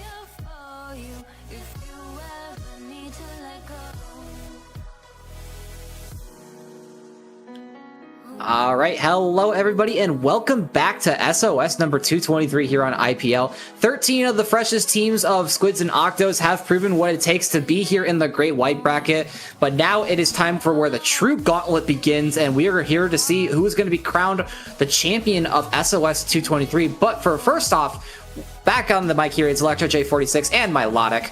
But for our first round one matchup, we have Waypoint and Peekaboo. Milotic, what are you thinking about this? I'm going to see another 10 umbrella, and I'm sad. No hate to people who play 10 umbrella. I don't want to see another 10 umbrella. But yeah, I know both of you seem familiar with the game. Peekaboo, very, or from what I've seen, double slider when that was popular. So they probably changed by now, or they haven't. Really crazy for that. And then we have a bow player in Wings on Waypoint, which we love bow players. We love that. Bow is hype. Yeah, especially because Pencil's not as dominant anymore. There's more options for other backlines like E-Leader. So it's going to be interesting to see how they play around it. I know they got a pretty nasty bow. But I think these teams could be pretty even, and we're going to get a good set out of it. Yeah, Waypoint definitely has what it takes to be here as well. A lot of these players are in the Sundew Plus servers. We see Luna from Waypoint, Doormat, I believe it. Actually, no, I think it is Doormat. I'm trying to like skim through a bunch of the player profiles here, and we see a bunch of them in all the Plus servers. So definitely a lot of talent left here on the field. However, whoever wins this set has a big uphill fight against them coming up in the next set, because the winner of this match, looking here in the bracket, they go on to play the number 1 seed SOS Villains, which is a pickup of Tinny, Bonk, Sky, Rayu, and Hawaiian, which is a very scary team to look at, especially with some other ones. But both of these teams definitely are going to show. One of these teams is going to go on here. We see there's the bow and the zap. We see there is the double reef, like you were mentioning as well. We see the wiper on the side of Drew. I know my team so well. But we do, you had it. Yay, had it. Sorry, I was chewing. Nah, you're all right. We see the Peekaboo get the first cap here, 2 going down early on from Waypoint. Wiper playing aggressive on these sides. First cap is officially in Peekaboo's favor, as we see a special ready on both sides. Eddie takes left, Cooler is out, meaning Peekaboo can play really more aggressive. Their slider coming out, getting 1, making a nice safe retreat, but 2 going down on Peekaboo, as it is just the Dreadringer left alive, giving Waypoint the opportunity to move into mid. We see the Wiper here trying to get this Dread out, but the Dread ended up winning that 1v1, meaning they can stay in control. The sliders are going everywhere. It is just the zap for Waypoint. I don't know where they went. It's just like Waypoint had so much pressure there going possibly at the side, but Peekaboo was giving all those jumps in, and they hit the ground running as soon as all those jumps came in. They were just ready and roaring to go with all that. Red does have this Zipcaster ready, but with this counter already under 12 remaining, this is definitely a lot of interesting territory. Red gets a big pick with that Zipcaster, but it is not going to be enough for the side of Waypoint, and despite all that pressure they were putting, Peekaboo still manages to steal game 1. Too many sliders. Too many. Also, there's no 10. I just realized Tenor isn't playing. But yeah, Peekaboo had a really strong game there. They were able to keep Waypoint in a consistent stagger. They were able to use their specials and alternating orders. Overall, really strong game from Peekaboo. As we get into Hagglefish Market, will their strategy change? Probably not. But the question is how Waypoint will adapt. Yes, that is the question, really. We saw Wings definitely has that range advantage over the heavy edit. They can get themselves set up on top of that little tent that you can see there. They definitely can put a lot more pressure. But with how Peekaboo was playing with that double slider, there was so much that Peekaboo just had going right for them, and even like they just kept staving off Waypoint. One result I wanted to point out for some of the members of Waypoint, some of the members like Wings and stuff, they played in Baja's Blast recently, which is an open level that runs on I believe it's Sunday nights. I think it's either Sunday nights or Saturday nights. Yeah, it runs at a NA time on a weekend. It's an open level, but some of the members on Waypoint, they did form a pickup, and they did get, I believe it was 4th place in the main winners bracket. Definitely, unfortunately, not a top 3, but still a very strong finish. Nonetheless, we see there's the paintbrush from Tenor with the Zuka. Oh, wait, Tenor is playing. Yeah, but we see no changes on the side of Peekaboo. I mean, like, hey, if it ain't broke, don't fix it. But that Ninja Squid paintbrush that definitely has caught my eye. Interesting. I do want to see a little bit more, what's it called? Inkjet usage from the bow. Hopefully they're able to get a little bit more this time. As 3 want to go down on each side, and Waypoint is the first one to be able to get a cap. They are coolered up, but Peekaboo is playing really aggressive. 3 going down, and is just wings left over, and causing them to jump out as Peekaboo regains control. Actually, one thing I wanted to comment, we saw Wings drop down. They were very low on health. It was so close to a wipeout on the side of Waypoint, but no, Wings was able to jump out in time. Nedja does get the pick on that slider. Drew just doing whatever they can, being the ledge-poking demon that Splatanas can be. And with his hammer ready as well, 2 specials ready on the side of either team. We see the Inkjet come out on the side of Waypoint from Wings, trying to see if they can get anything. Drew does go down. That is the hammer gone for the side of Peekaboo, but with how much is playing, Squinky is just what? Squinky gets a close quarters double on 2 of the more aggressive players on the side of Waypoint, and they still are in a huge control of its own. Squinky is playing, they're playing edit like what I like to do on Splatanas, honestly. But they do get, Tenor gets the pick on the Zuka, Drew gets the Ultra Stamp, and they get another, oh my god, somebody call an ambulance. Oh, Peekaboo just had a Waypoint falling with their hands. They were just running all sorts of places around Waypoint. Oh, that's what Hagglefish does to you, man. That was top-notch mechanical gameplay from Peekaboo. They were just able to help each other out when they needed it, especially under that tent with Squinky and then double.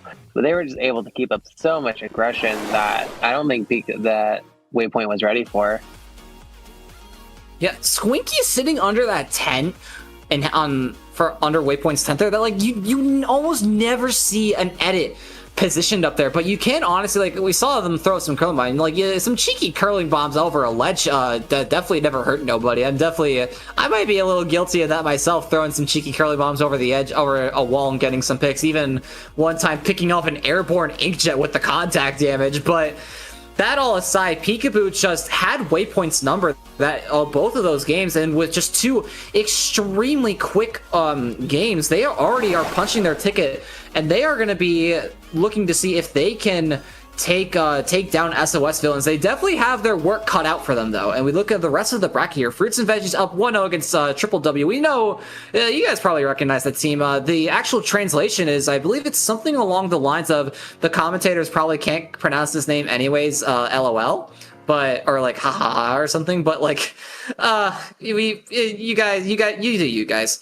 And looking at Los Inklings as well. Los Inklings today was a bit interesting. We saw Kraken Mare from Triggerfish Zone Supremacy was joining Los Inklings today, and that seems to give Los Inklings a bit of an edge, and they have made their first great white bracket that we have seen, at least that I've seen. Reload over 0.0 over Apple, and If Land Was Permanent and Casino Souls currently tied at 0 right now. It doesn't look like that match started yet, but that team is good. The winner of that match is going to be playing Keyframe. Reload Apple is going to play Sun Eater, and there's a lot of interesting matches to be played here still. I totally agree. I totally think everyone watching should stick it out to the end for the grand finale, where we see if SOS Villains gets taken down. But that's my friend, so I can't really say anything else on the matter. But yeah, that about wraps up our. So where could the lovely people find you? Well, on Blue Sky, as we see underneath my name tag, there is ej46spl.beatSky.social. Over on Twitter, where I'm not really active anymore, it is also ElectroJ46. And also, I will be streaming on Twitch from time to time as well. Same place, same handle, ElectroJ46.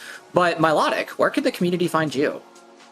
You can find me at MiloQ, MILOKY with 2 U's, literally everywhere, because no one else has the tag anywhere. So literally that's my handle on everything. Twitch, X, or Twitter. YouTube, wherever you can think of, you can find me. Except TikTok, where you have to do 3 U's. But yeah, I think that about wraps up our time. Do you have any last remarks? Not really. Honestly, there's still a lot of interesting matches here up ahead. We could see, like, we saw SOS Villains and also Sun Eater. We were talking about 2 of those teams, 2 very strong teams. Those could be our grand finals teams, honestly. But we'll have to see. There could be upsets that could happen within this tournament. But unfortunately, we will not be on the mic for those with you guys. We are going to be passing the mic off here to Carney and Slat for our next block, if I am not mistaken. But definitely leaving you guys in some very good hands, and we hopefully will see some much more entertaining matches. But like we said, that is going to do it for us. Also, as always, shout out to Pipe Dream, who is our streamer and spec cam for tonight. But like we said, that'll do it for us. We thank you guys for watching so far, but don't go too far. You're watching SOS 223 on IPL.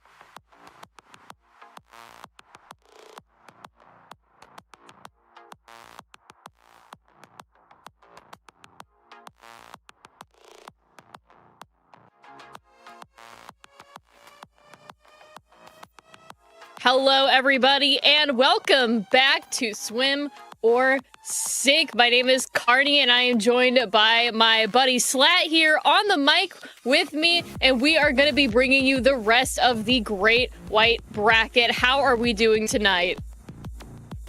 I am doing amazing. I was gonna jump in stream earlier to see what was going on, but then I got busy. So I'm just now catching up. I am ready to see some good games. We got our quarters, our semis, and our finals here tonight for SOS 223, I believe. Did I get that number Yes. right? Hooray! We got fruits and veggies versus Chips Ahoy, which I like how you pointed out before we went live here. Very different. We got our fruits and veggies versus our dessert. What are we thinking here, Carney? I'm not entirely sure what I'm thinking about this. I've still been trying to feel out these two teams because I don't really recognize either of them or any of the people playing on it. So complete bag of mysteries for me. But I'm really excited to see what everybody is going to be bringing us for this match, for this set. As we can see here, our next stage is going to be Museum de Alfonsino Splat Zones, followed by Splat Zones on Umami Ruins, and if we've got the time, we're going to the dime. Hey, I like that. That was pretty clever. We'll see pretty early on with our first game here what I think, in my opinion, what we're gonna see. Because semis, in my opinion, they usually go by fast. It depends on the teams fighting, though. I mean, we got seed 41 and 4 here, so one team could just absolutely sweep here. So we might see Barnacle and Dime. I think during our first game, though, we're gonna see exactly what strategies are which. Why is the music getting louder? What? I'm sorry. The music just got so loud in my ears, and then I got distracted. But it doesn't matter because we're going into our first game right here, right now. Let's see what weapons both teams have. Ooh, some really interesting choices from both of these teams. I'm seeing the Dynamo Roller being picked. I see Tetras. I see E-Leader. Not Scoped Leader, just plain old E-Leader. I think the bells are just tolling louder for you over there, Slat, because like you said, the music was a little bit loud there, but not for long here. CL just really solidly holding onto that top area, jumps onto the spinner, unfortunately does end up falling down, which is not really what you want to see, but right now Fruits and Veggies is in main control of the zone, but that might switch here in a second. Yeah, as you say that, Chips Ahoy does take control of the zone and starts pushing forward, pushing them back a little bit. We see the Tetra's pushing in, not taking no for an answer as they take the zone back with, they're just 3 points behind, about to break penalty. We see Splatoon come out, knocking out two with the custom blaster as they take the lead here, Carney. Absolutely insane Sea Blaster gameplay here. I always love a triple splashdown, but if you know me, you probably know why that is. Now, Fruit and Veggies is going to be in the lead here. We see that those Tetras are right where they should be, just knee-deep into enemy spawn. He gets another couple of really good picks here. We see that Trizuka come out, does end up managing to find that custom blaster as we see the rest of Chips Ahoy trying to move forward, but they do end up going 3 down in the moment, which is not going to be good for them for this first match because we're already sub 20. Yeah, but you do see the Dynamo do set up the cooler there, giving them a chance to push back in. With 10 ticks left on the board, they need to push in now to take the zone, and it's not looking like it's going well as they almost go all the way. Oh, they almost get wiped. Oh my gosh, I know how to speak, I promise. As the first game goes to Fruits and Veggies. Ugh, got a tongue twister there. That's my bad. It's all good. Like you said, Fruits and this... Veggies does end up taking the first set in, I don't want to say a decisive victory because I feel like Chips Ahoy had like a really solid control over it for like when they did have control of the zone. It was just a lot of picks, a lot of staggering, and the Tetras going like deep into spawn and just picking off a bunch of people, I feel like really didn't help. No, but I mean, Fruits and Veggies did a really good job at, once they did have the zone towards the end there, at keeping not only Chips Ahoy back, but down. Like they always had at least it looked like 2 players down at that time. Also, I do want to say, I don't know if they're currently in, but I'm looking at the bracket. The top seed, I forget if it was, I forget who I commentated with, but last time I believe the Was it the SOS villains that won? Because I'm seeing the SOS villains again. I commentated a finals where there was blank villains and then they won. Was that SOS? Oh, I'm forgetting. It might have been. It might have been. I feel like I've been seeing SOS villains more and more recently. You'll never guess it. Playing SOS when it runs. I think they won the last time. So they might be like the final boss fight here. Of this, if they do manage to make it all the way to finals, which, like you said, top seed, it's likely that they will, but seeding is like kind of wishy-washy sometimes. It's like you can't really like, in my fully opinion, 100% really like accurately seed a team because like they might not be feeling the best that day. They might like, you know, they might play differently against a different comp as well. Yeah, like they could just get hit out of nowhere with a different comp. Speaking of which, let's see if the comps switch up for our second game here. On Umami, looks like we got the same on the side of fruit and veggies, and almost the same on the side. Is that bow new? The bow has swapped. That is correct. Gold has swapped into that vanilla tri-stringer because they were playing one of the alternative kits last game, which is really interesting to see. But we also have swapped out the E-Leader for the E-Leader scope, which is pretty... well, I mean, it is Umami Ruins. You can basically reach across the entire map with a scope if you really want to. I was going to say, maybe they just forgot to put it on last game. Just a little joke there. Chips Ahoy doing a great job at taking control of both zones and pushing forward with 75 ticks down to 75 ticks already. We see the Reef Slider come out, and oh my goodness, can you take over for a sec? Yeah, absolutely. 2 down on either side now. As Chips Ahoy gets control of the zone, looks like they are going to be trying moving in to get fruits and veggies back towards their spawn here, but the zone is under contention. It is now in fruits and veggies control, but not for very much longer here. Chips Ahoy does go 3 down in the moment as fruits and veggies moves forwards and just tries their best to push out the rest of Chips Ahoy. We've got that cooler up from them as well as those Tetras, like I said, going in real deep into that spawn area. Does manage to get 2 picks.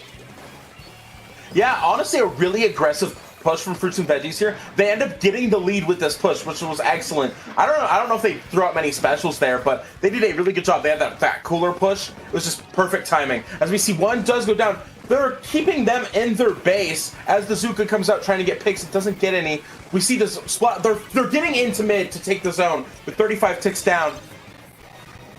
But fruits and veggies keeps the zone. I'm so sorry if you guys could hear me hiccup on the mic there just a second ago. I accidentally took a sip of my Sprite a little bit too wrong.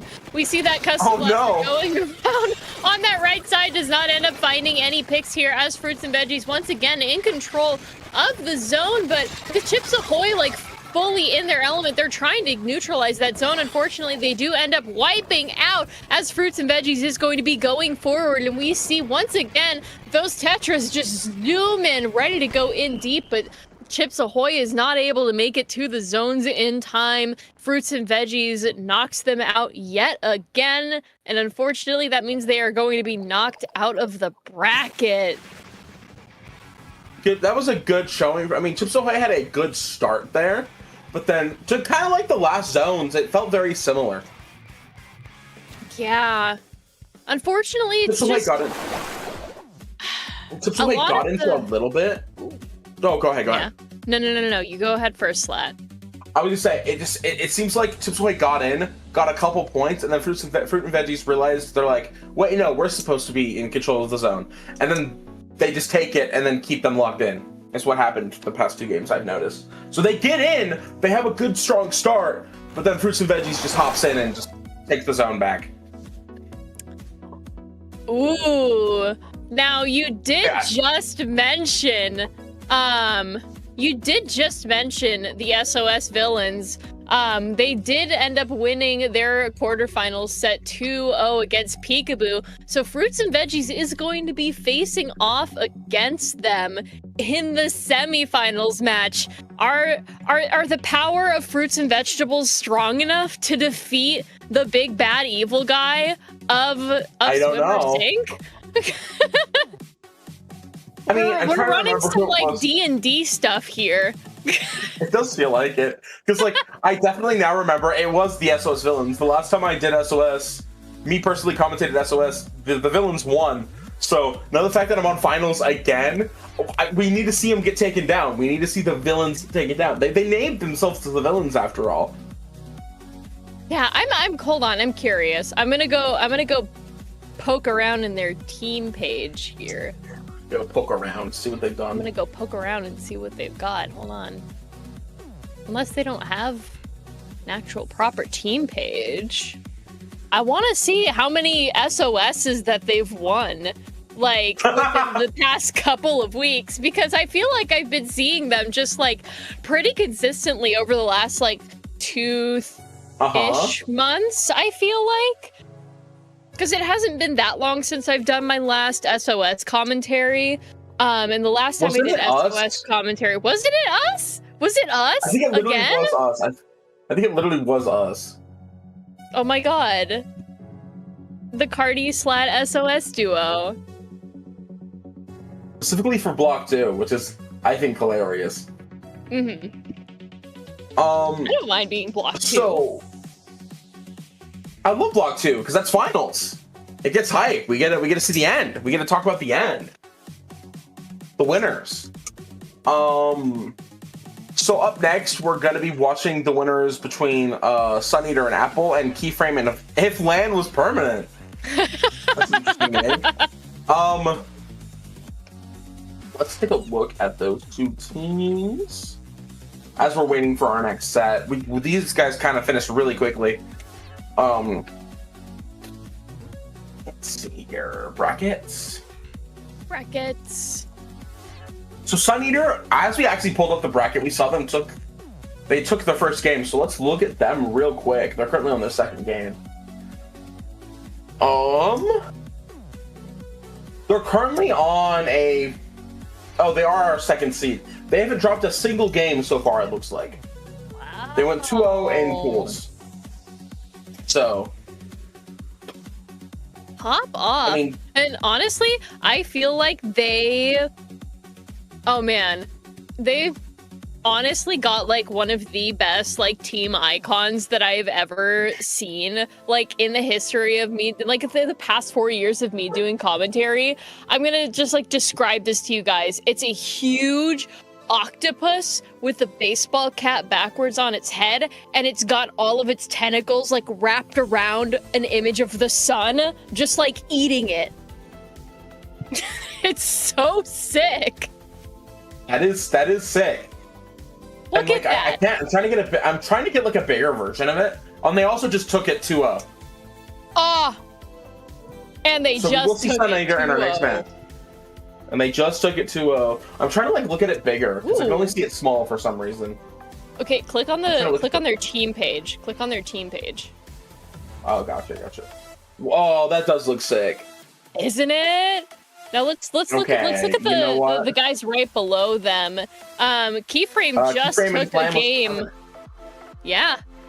Keyframe just took their first game against If Land Was Permanent. So they're on their match point for that bad boy because it is best of 3. So we'll see. We'll see. They've got at least another game ahead of them before we see who Sun Eater will be duking it out against in their semifinals match.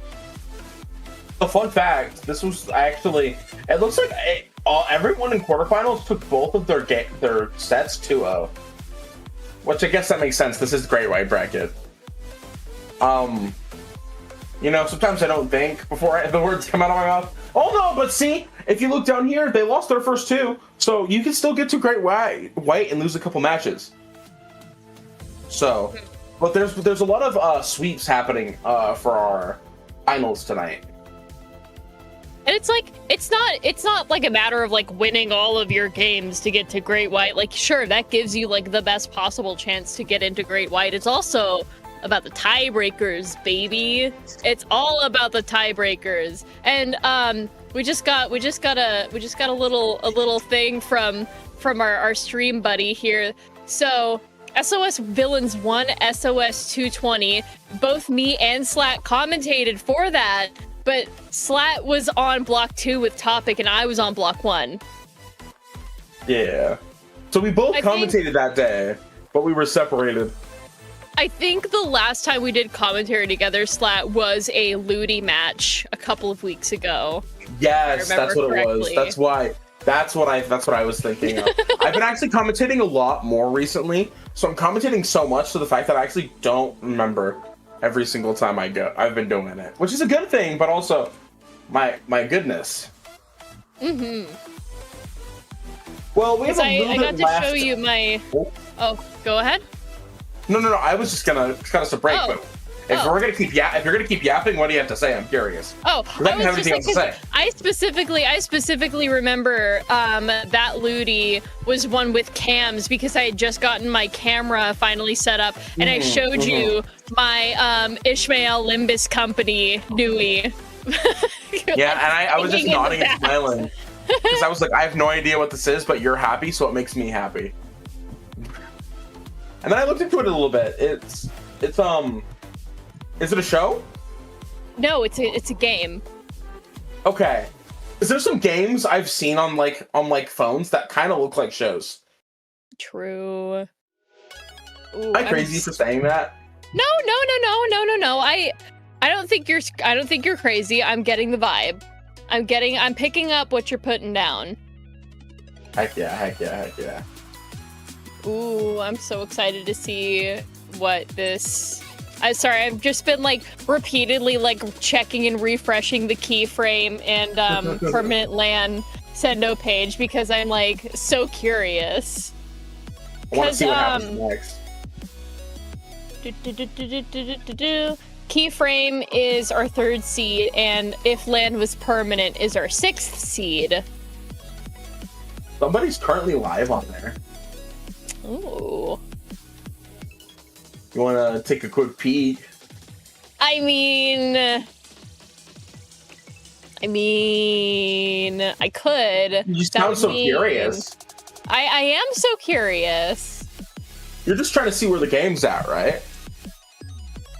Yeah, it's just immediately like, see, I would, but I have IPL Splatoon open on my phone right now because I'm farming channel points. I also have IPL. I always have the stream open. I always have the stream open. Yeah, but I have a dual monitor setup, so I just have it on my second monitor. I like to, okay, I always have like the stream open to whatever I'm commentating, not only because I love farming channel points to use for funny stuff later, but also because I like seeing the comment. I like seeing the chat. I like seeing what people have to say. Like if there's like a super interesting like tidbit in the chat, then I can see it and like bring it up on stream. Like maybe something I didn't know about because I'm not like close with the teams. Yeah, absolutely. That's why I kind of sometimes I'll steal jokes from chat. I credit them, but I will say sometimes I do steal jokes from chat.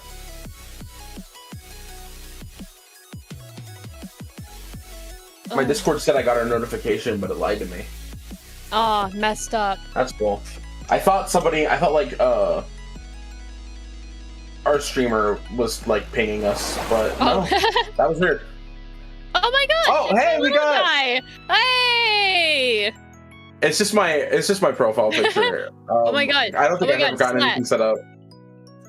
Do you remember last time how I was telling you that I got my friend? I commissioned my friend to make me another little pixel PNG guy. Right? You did? I don't. I think I might have told somebody else. I don't know if I told you or if I told somebody else because I've been commentating with so many people these past couple of weeks because of Ludi. But said friend is almost done with him, so I get to debut him soon, and I can have 2 little pixel PNG cephalopods. That's exciting. I have a friend making me. Normally, I have usually my own personal OC is my profile picture for my YouTube and my social media platforms. But I'm actually getting one made currently, so I'm using marks from Kirby as a break. So soon people will see the new one. It's being made. I just don't have the money to buy it right now because I'm in between jobs. But as soon as I have it, oh my god, it looks so good. It's such a drastic change from my old profile pictures. It's still the same guy, but the art style's way different. My friend did an amazing job with it. I'm excited. Oh, but I'm until so then, excited for you. You'll see it. I'll DM you when I have it. I'll be like, Carney, look. But instead, until then, you get to stare at marks from Kirby A Writers. But I can DM you my little guy. Feel free. I'd love to see him. Little Trust gremlin. that you will see him. I believe in it. I'm just gonna get a DM from Carney. I'm gonna wake up to a DM from Carney and be like, why the heck is Carney DMing me? Oh, cool. I'll be like, oh. I don't know why, but my brain is mushy today. We've got an update on the match that we're waiting on. If Lan Was Permanent has won the second game of their match, which means that this is going to be going to a game 3. Whoever wins between Keyframe and If Lan Is Permanent is going to be moving on to the semifinals against the Sun Eater. So I'm really, I'm so ready, body tense, hype max. My brain, I don't know why I'm really tired. I think that's why my words are jumbling during commentary. I hope it's not the whole time. If you notice me stumbling, feel free to take over. I don't know why, but my brain today decided to be a slush. That's okay. So words sometimes aren't worming right now. I totally get that. I also low-key don't mind taking over for you if you get stumbly, because I know that I can yap. Oh, absolutely. If I ever need a second to reconnect the strands in my brain, I could just be like, Carney, go use yap. My secret superpower, the power of doing commentary for, like I said, almost 4 years, means that I can just talk about absolutely nothing for 15 minutes straight and it'll somehow make sense. Heck yeah. I mean, hey. Sometimes, I've been doing commentary. I think I started at the end of 2023. But it's been on and off. So I haven't actually been doing it since then. Probably 6 months worth of comment. If we were to count hey, I did at least one commentary a week. Probably 6 to 8 months worth of commentary experience. I mean, I think so I started I'm getting around there. The same time. Or no, it was oh my gosh, no, it was around the I want to say it was around the start of 2020, end of 2022, start of 2023 ish, that I actually started doing commentary for this teeny tiny little tournament. And then Strings swooped me up and was like, hey, I'm sending you applications to commentary stuff. You should actually check these out. And then now I've been doing Ludi for 3 seasons at this point. I was with Ludi's 2 seasons ago. I actually got through commentary through my buddy Glitched Cactus. He was expressing my interest to him. I was expressing my interest to him, and he hooked me up with Falco because Ludi season. This is 17, right? Yeah. Yeah, so Ludi season 15 was starting, and they wanted some new fresh commentators. And I think my first commentary debut was on a Ludi Tonight stream. So that was a fun way to start. But yeah, Falco was like, yeah, sure, why not? Let's get him on. And I've been hooked ever since. And the rest is history. Absolutely. Ooh, we've got another update. Keyframe did it. Bracket. Keyframe is going to be facing off against Sun Eater in our semifinals. Drum roll.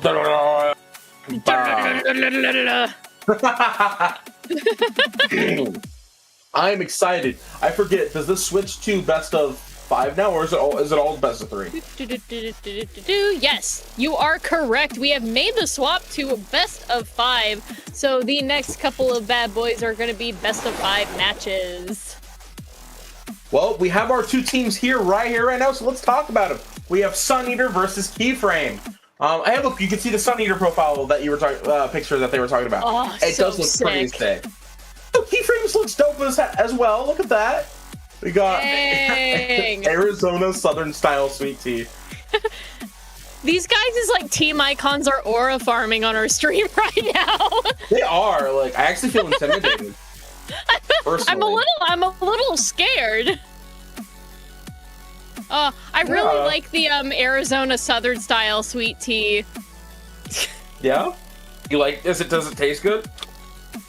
Actually, yeah, low-key. I prefer the raspberry flavor, but it's honestly solid.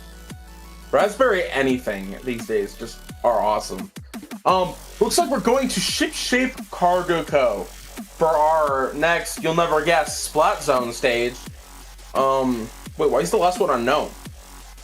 You don't get to know. Nobody's gonna know. Oh, the unknown is Urchin. The unknown is Urchin. Wait, Urchin. really? Oh, what? Wait, that's really funny. That's unknown. Why is it unknown then? Is it just because do we not have it set up? Do we just not have an Urchin? I mean, Urchin and Unknown both start with U. Update from our streamer. He says my stuff unupdated. Oh, that's awesome. Oh, messed up. That's not fun. But hey, maybe we'll get to see our 2 teams compete on unknown stage. That'll be exciting. I had it and then it was gone. Our streamer, Justin says. He says he had it and then it was gone. Did your computer eat it? Did you check like the recycling bin? No more Urchin. No longer exists. No more Urchin. Urchin no longer exists. Honestly, dare I say, for the better of the Splatoon 3 community. No, I updated for some new Q stuff and it went bye-bye. Just overwrite. I do some stuff with OBS where I would have like, before my stream, I'd like make a cute little like stream starting soon video. And then for some reason, I updated OBS and all of them just got deleted. Oh, man. So, I don't know, maybe it's an OBS thing? Maybe. I don't know. Could be anything. Man, ship-shape zones. What a map. It is my favorite map mode combination in the entire game. I'm not kidding. Oh my god! No way! I think I've told you my favorite map mode combination in the entire game. We both have Splat Zones as our favorite mode. Which one's yours? I'm a Mahi Mahi Resort Zones. I remember. Yeah! And that's a good one. It's so good, dude. I don't like how small it is at first, but I don't know why I like zones on this map, but I like specifically if I ever see it in play, I pull out my T-Tech and I just rock it. I don't know why. It's just always a good time when I see it in the rotation. I really like how funky the play can get around like the little overhangs across the zone, because you've got those like tiny little pockets. You can just kind of like be in that area and then use it as like cover, use it as like a place to shark. You can use it like I specifically will, if I'm playing something with like suction bomb, I'll just like try and stick it on the little bumper that's right there, or like stick it close to like the little bumper that's right there, you know? Mm-hmm. Yeah. I think it's a fun place to put sprinklers. Sprinkler tactics, like you can either put for it the like win. right under, or you can throw it like right on the side. The rich man's Wahoo pole.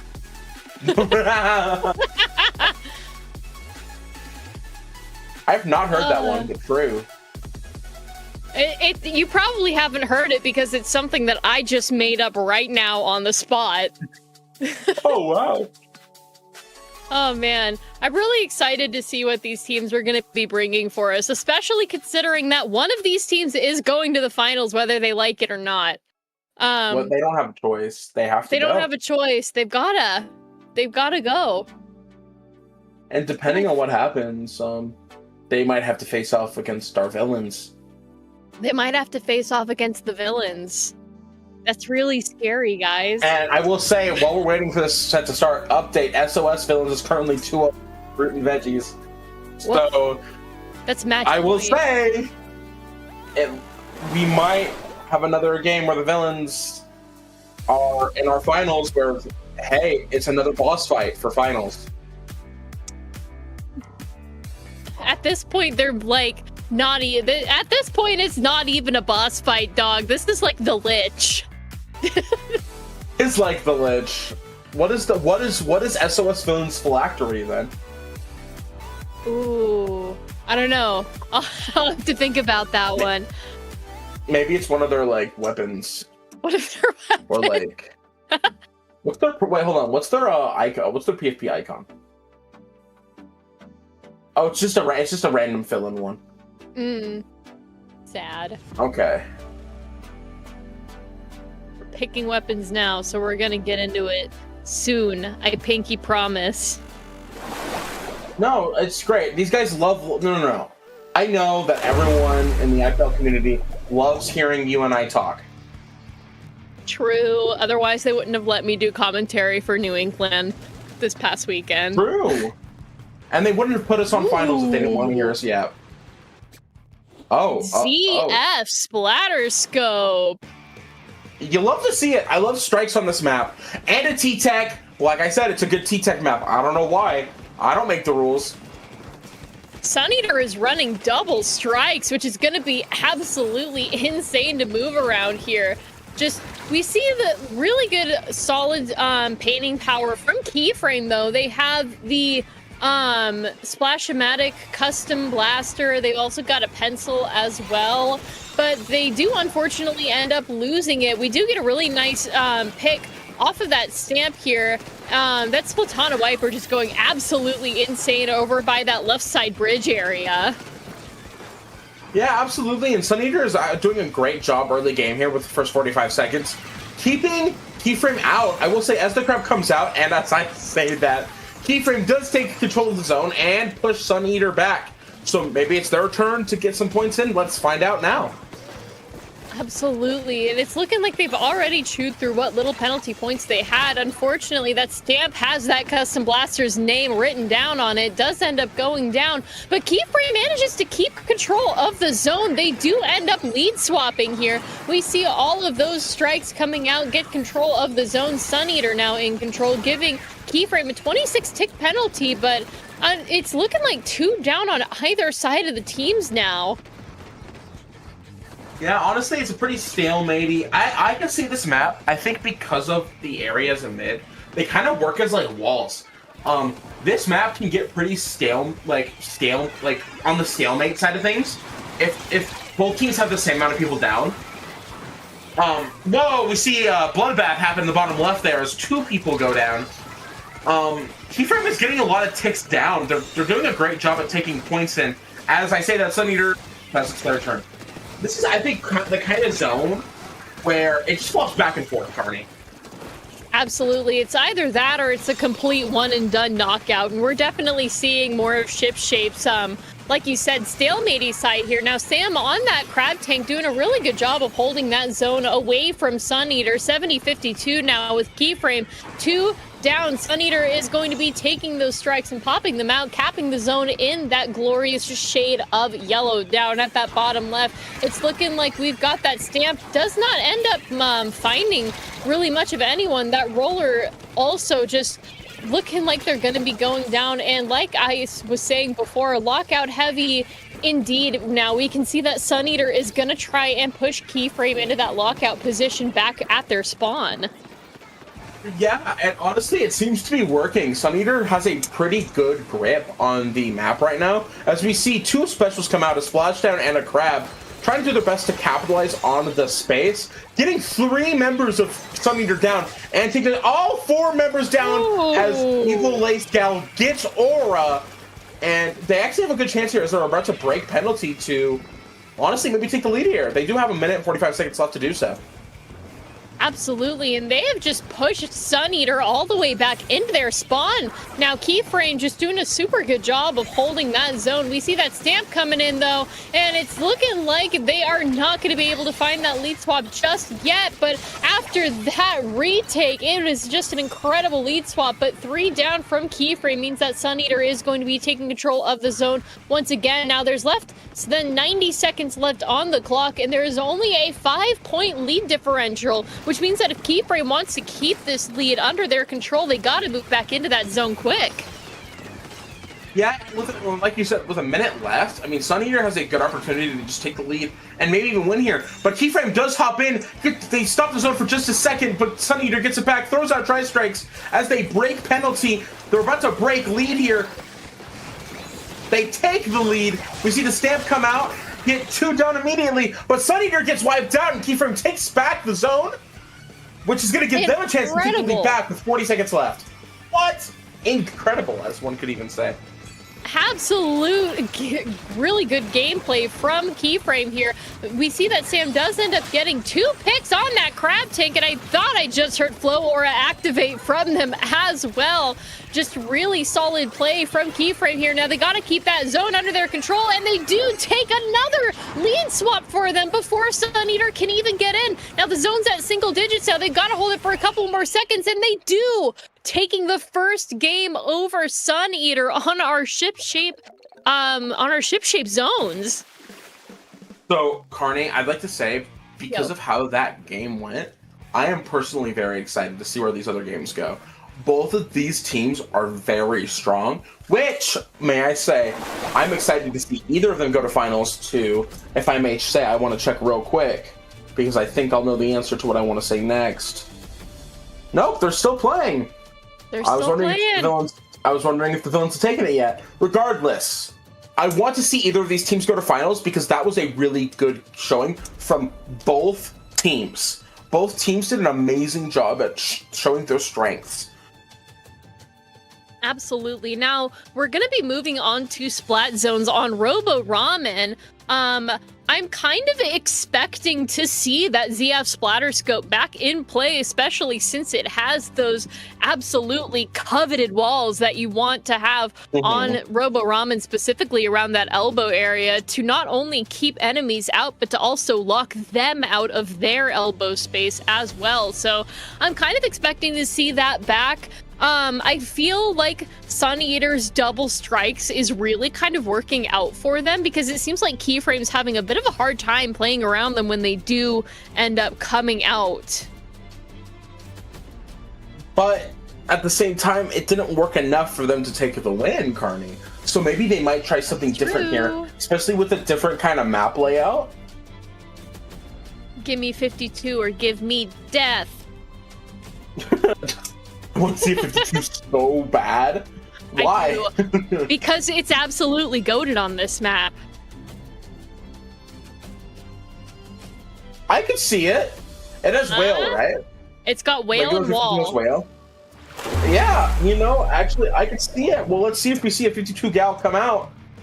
They do have one on their banner. There's one on Sun Eater. I said. We got one out on the side of Sun Eater. Oh man, what did I tell ya? What did I tell ya? I mean, could call them the 52, but they did put away the ZF, which is interesting. They've replaced it for the E leader. Yeah, super Does the ZF have a interesting to scope? see that swap. I believe it is an unscoped E leader here. We can see that that custom carbon blaster. God, what a nightmare that would be. Custom carbon blaster? Oh custom my. Carbon blaster. Yeah. Didn't think about that one, did ya? It seems like their triple splashdown is going to be coming out. Does not manage to find anyone. 2 down on Keyframe now, but they're still in control of the zone and pretty solidly at that. But Ace It's looking like they might have something to say about that before they do end up going down. Sun Eater is in control of the zone, but 2 down means that Keyframe is just gonna absolutely snag it. But the damage has been done, and they have been given a 30-tick penalty. Yeah, they did get a pretty harsh penalty. That was a good move from Sun Eater, but honestly, they still have it, so they could have done a bit of a stronger push, in my opinion. I mean, I would recommend it with Sun Eater's lead. I mean, with Keyframe's lead at the moment. Look, they did just break penalties, so they have a good chance of taking it here. But they really need to push in further if they want to take it. Absolutely. They need to actually paint the zone first if they want to keep those penalty points going, because Keyframe is in control of the zone once again, pushing forward right in that elbow area, right where you want to be. We see that Booyah Bomb come out, does get a really nice pick onto that roller here, and it looks like 2 down on Keyframe means that Sun Eater is going to try for that splash zone once again. We can see that triple splashdown going out, not really able to cap that zone as that custom blaster is just absolutely running for their life, does end up jumping down before they get splatted, which is always a good thing and always what you want to see. We see Sam here with that crab tank just really holding their ground, trying to get any sort of ink that they can onto that zone, but Sun Eater right now I feel like has a really solid hold on mid. Yeah, You know? honestly, but they do take the lead as you say that, which Keyframe does. Oh, amazing pick from the roller there. Sun Eater does take the lead and does have a pretty strong hold on mid, with both teams having 1 down. We see the Booyah Bomb come out. They might throw it back at them. They move. Yeah, really good idea there to get that Booyah Bomb to just shred through that wall and the bubble here. And that's a wipeout on Keyframe when basically what is just like a little bit of dancing on their grave here. Sun Eater was in the single digits as Keyframe wiped out, which means that Sun Eater is knocking out, which means we are at a 1-1 tie here moving into our 3rd game. That means we're guaranteed for game 4. That is true. Also, dude, what are words today? Why are the words not wording correctly today? Words are so hard.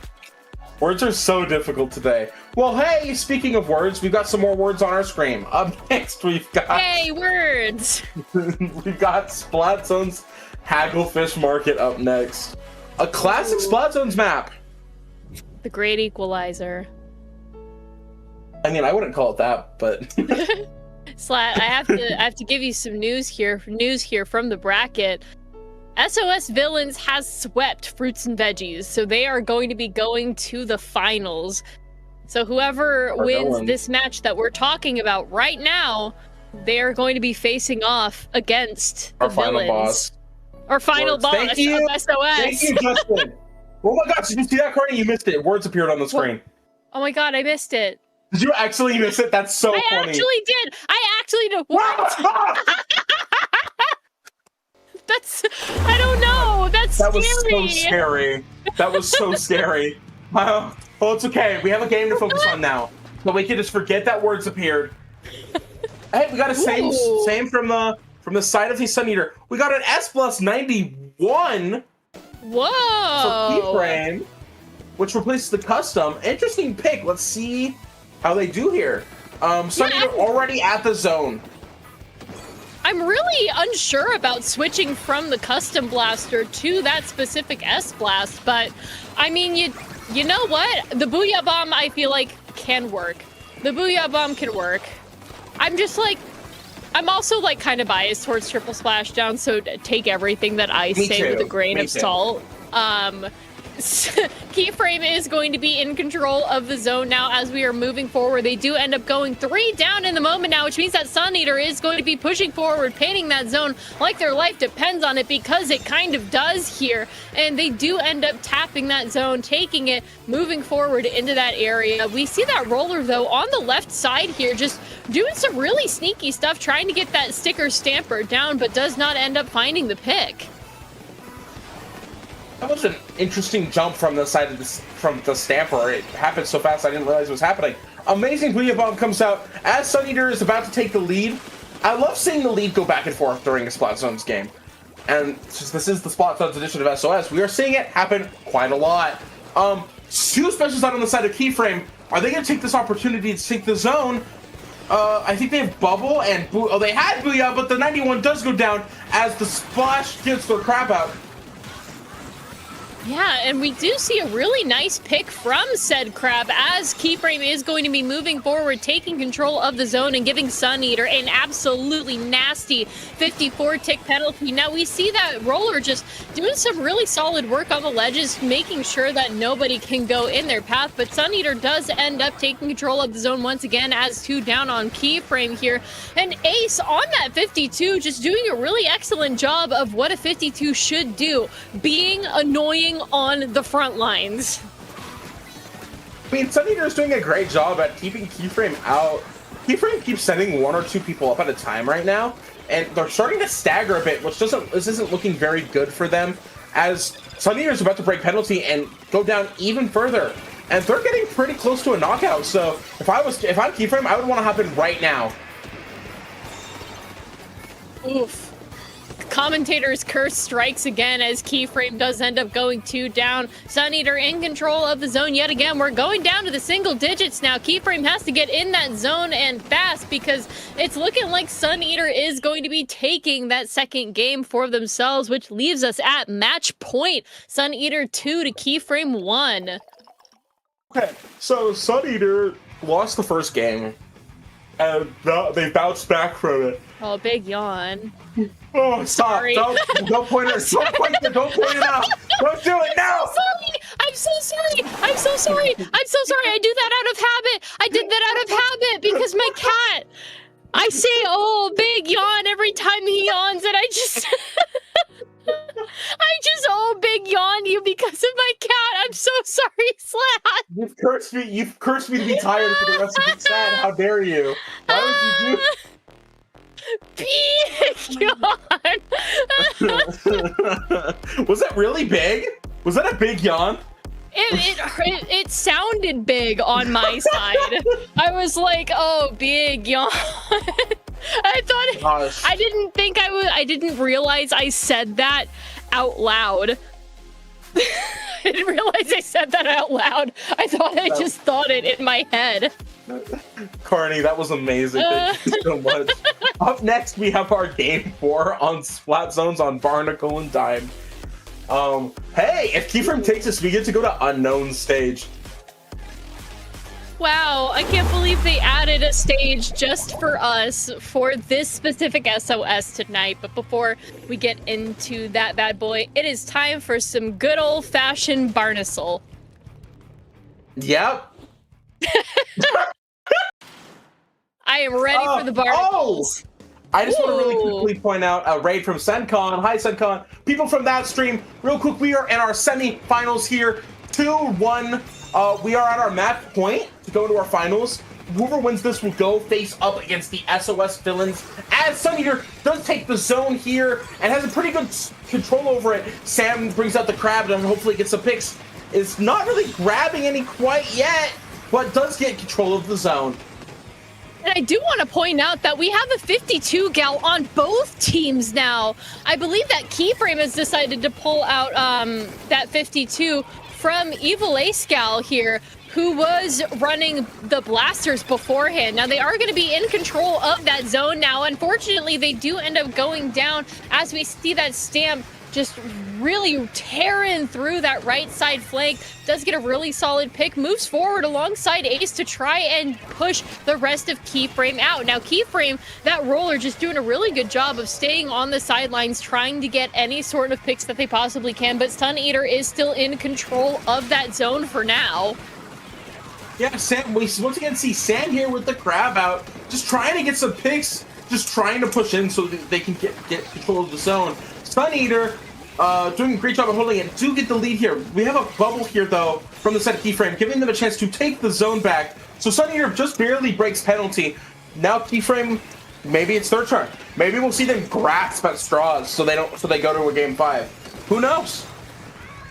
I'm really hoping that we do end up seeing that because we always love seeing those game 5s happen. Now, Keyframe moving forward alongside that crab tank, the cooler, and the whale all in one fell swoop, just end up getting control of that zone once again as they begin to work through those penalty ticks with the power of the Sippies by their side. But Suneater has brought their own Sippies. It's bring your own drinks here at Barnacle and Dime, as Suneater unfortunately does end up going 3 down, but with those Sippies active, it is not going to be 3 down for long as Keyframe manages to lead swap. Keyframe has a really good control of the map right now. I guess if you could see the amount of pain control they have, it's insane. We see Suneater, they bring the hammer out. They're going to try to push in with it. Not quite get in. They're going to throw it last second. Do they get a pick? Not quite. With 10 ticks left, is Keyframe going to take it and bring us to the last stage? It looks like it. Suneater's 3 down, and with a wipe, they take it to a game 5 for our semifinals. Okay, Keyframe, we see you. We do see you! Honestly, pop off. That push was so good. I'm really excited to see that we're going to be going to a game 5 here on Unknown Stage. It's Unknown Stage Flat Zones. Internal Thoughts winning. You're having a Justin's just having an absolute blast. Aren't you, buddy? It's okay. You can say yes. You can tell. It's okay. Don't be shy. Hey, I'm not saying it's any more than text. I just want you to feel acknowledged, okay? I don't want... You gotta feel involved somehow. Because, you're, the most involved out of any of us because you're literally running the stream itself. But, all we have to do is talk. You don't even have a voice. You're the one swapping scenes. You're the one switching the cameras. Can we get a huge shout out for our streamers? Specifically, Let's Justin go, and I doing an amazing job on cameras. Doing an amazing job on cams. So I can turn on my mic, fun fact. Whoa! Oh. I just choose not to. Any wise words? Oh, and just like that, he's gone. That's all you get from him. That's all you get from our streamer. Gone with the wind. Oh man. So we actually do know what this next stage is going to be. Yes. Spoiler alert. It's Urchin Underpass. So sorry to spoil you guys on this bad boy. I personally don't think I have ever commentated for Urchin Underpass. It's such a map where you Thank you, Justin. Thank you, Justin. It's such a map that you don't see often in competitive play, so it's just kind of like a huh for me, you know? Oh, look at that pro. Look at that Prozen. We love the Prozen. I've never heard it called that. I almost said Prozen. Really? Yeah. Dude, I call it Prozen all the time. It just rolls off the tongue. It does. The teeny tiny urchin zone. Hey, don't talk about his own size like that, okay? I just love how small it is. He's probably insecure, Carney. Oh, man. Keyframe is going to be taking control of the lead here in the first minute of the match, getting some really good splats from that splat roller here. Just moving forward, trying to get Suneater up and out of the zone, but Urchin Underpass has a lot of places where you can flank, go around, and do lots of funny stuff. Now, I do want to point out that those missiles are going to be coming out from Suneater, so it'll make it a little bit harder for Keyframe to avoid those missiles because there's really not a lot of cover here. Absolutely. We see the stab come out, but immediately get punished by Keyframe. Keyframe, coming out of the woodworks, they won our first and our last game. An amazing kill on Suneater. They are showing no mercy here, Carney. They really want to take it to the finals. They want to be the ones to say, we defeated the villains. Ooh, all of those missiles on that one poor Splash-O-Matic. And with that 75 tick penalty on Oh my gosh, I am so sorry about my hiccups. On to Keyframe. Keyframe wipes out. Sun Eater takes control of the zone. Oh my god, I'm so sorry. Takes control of the zone and moves forward. Slat, could you take over for me so I don't hiccup again? Yeah, no, I got you. Sun Eater is doing a great job at, like, okay, the Keyframe had their time in the zone. Now it's our turn. They're doing a great job at keeping Keyframe in their base. We see Whales come out from the side of Keyframe just to try to get a couple picks on Sun Eater. None happen. Sun Eater does happen to get a pick on the gal that's sent out to kill their Whales. They get control back for just a second, but that's it, just a second. As the Ultra Stamp comes out to push forward. How dare you hiccup? Oh my gosh, people in chat are mad that you're hiccuping, Carney. I know, I'm so sorry. Leave my buddy alone, okay? It's a bodily function. With tactics left, can Sun Eater win with a knockout here? They have to get in now if they want to take it. Sam is going towards the zone, and they take the lead. And Sun Eater my god, they are did our it! winners. Hooray, Sun Eater! They did still it, have and we're gonna villains to go through. They have. Can Sun Eater do it? It was an insane reverse. Absolutely. Can I I'm just just say- sitting here like flabbergasted. Did that get rid of the hiccups? It did actually get rid of my hiccups, just so you guys know. I was gonna say if that didn't work, I was gonna scare you next. Like I was. Gonna warn it you doesn't that work for me. I just gotta wait for them naturally to go away. I've tried everything. I've tried water. I've tried like, you know, the whole The scary upside down thing. holding your breath method. I've tried the whole upside down holding my breath thing. I've tried like spoonfuls of peanut butter, and that doesn't work either. Wait, hold on. I've never. Hold on.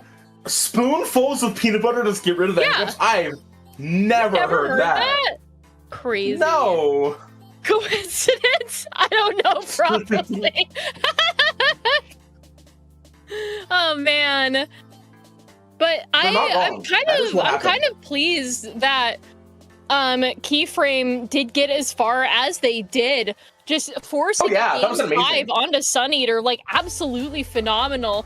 Because like if they do, like, top 5 is nothing to sniff at. Like, getting into Great White and getting, like, top 5 is just absolutely a super, super duper solid, like, rank for your team. And if they do end up winning, like, the 3rd place match, then, like, just even more good for them.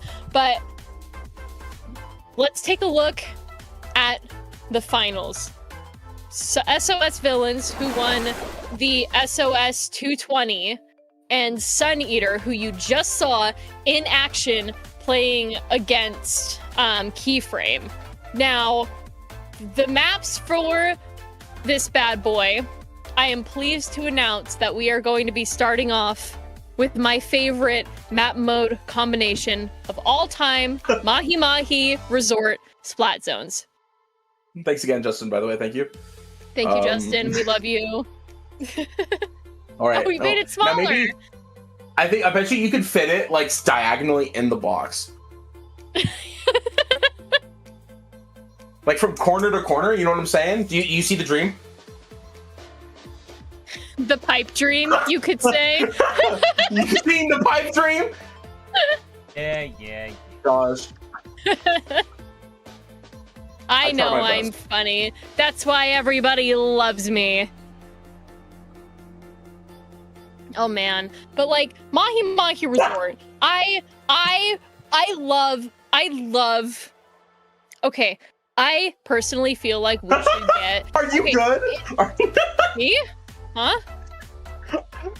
It sounded like you were like, I love. No, we should, no, like... I'm okay. I'm just like trying to collect my thoughts. I think that we should get more maps like in the inevitable like Splatoon 4.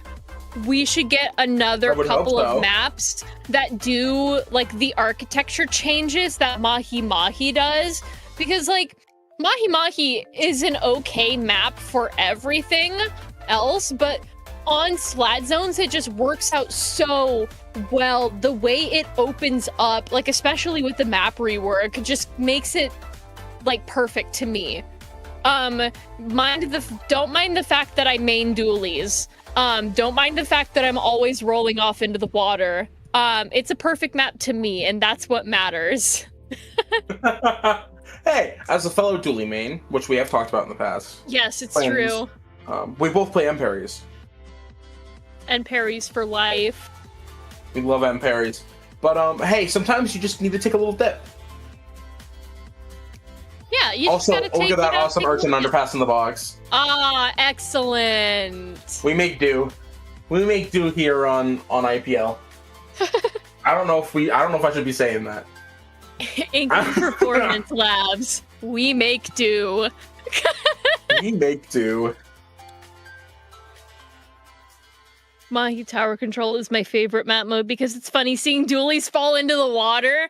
Yeah. Especially with the like huge trench right before the map switches to its like secondary mode. Just it's peak dualies gameplay. I mean, just the amount of times I've seen people just fall in the water. It's Just I've seen somebody recently, actually, while I was commentating, stamp into the water, which was really unfortunate. I mean, hey, it's got to happen at least once. It's got to happen to you at least once. If not, then I don't actually know where I'm going with this. My brain is like, I don't know why I just crashed right there. Okay. It's not a proper mahi-mahi game if somebody doesn't fall into the water. It's gotta Petitioning happen to at Pop least Gun to once put per the map game. in. Is Pop Gun in control of the map mode entering Link? That's crazy. Is it his decision? Oh, I'm sure it's not just his decision, guys.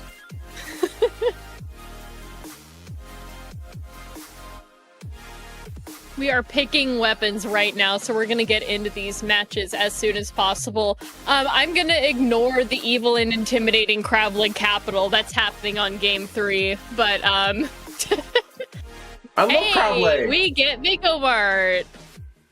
I love Mako Mart. Hey, before Ship Shape came out, Mako Mart was my favorite. Oh yeah. Power Mako. God, I forget that Shipshape's not like an original map because of like how streamlined it feels to me. Man, you know what map I never see What? in competitive play for good reason? What's that? Hammerhead. Yeah. I Hammerhead don't- sure is a map. I forgot about Hammerhead. I haven't You played on forgot about the Hammerhead Hammerhead? Bridge in so long that I forgot that Hammerhead Bridge is a map, and I remember it. I don't want to play on it. Oh man. Ooh. Alrighty, here we are for our first game: SOS Villains versus Sun Eater. We've got Two the custom. backlines. No. Ooh. Okay, so something me and Topic pointed out during 220 SOS. Yes. SOS Villains loves having two backlines. They Honestly? love having two backlines. Good for them. The more backlines, the merrier. Honestly, and running that C leader scope is going to be What? super duper good for them, I feel like, on this, because you can really just kind of be an annoyance with the Kraken, and with the C scope, you can just kind of reach basically halfway across the entirety of the map. Now, SOS Villains is going to be taking control of that zone first. We see that Booyah Bomb being thrown in. Get a really nice pick on a member of SOS Villains here, but Sun Eater has to get control of that zone as much as they possibly can. That Kraken, like I said, coming out and just chasing that zap away from that zone area here. And Sun Eater's just really not doing too well in this match. Villains are doing a very good job at keeping them out. As I say that, Sun Eater is pushing in and taking control of the zone, but also going two down at the same time. They had something going there, but unfortunately ended up going down for it. With 10 picks left on the board, it looks like this first game is going to go to the Villains, unless Sun Eater can pull something out of the hat, Oof. in which they did not. So our first game does go indeed to the Villains. Which, may I say, did they win? The last time that they were... Was it when I was commentating? So, like, is this like a curse? Did they even participate the last three? or the last two, 21 or 22. Oh man, As far as I can see, no. Slat. Stalking me? Are they stalking me? Hey, if there's any villains in chat, is it because I'm pretty? I'm just kidding. Is it 'cause Good I'm job pretty? on great job from the villains on their first game, leading us to Mako Mart, which honestly two Mako. backlines could be. Did I say Mako? No. No, you. Mako. No, you said Mako. I was just saying Mako because I like Mako Mart. No, that's okay. Mako Mart's great. Where else can you buy cereal for the low price of $3? Not here. I'll tell Not you. here.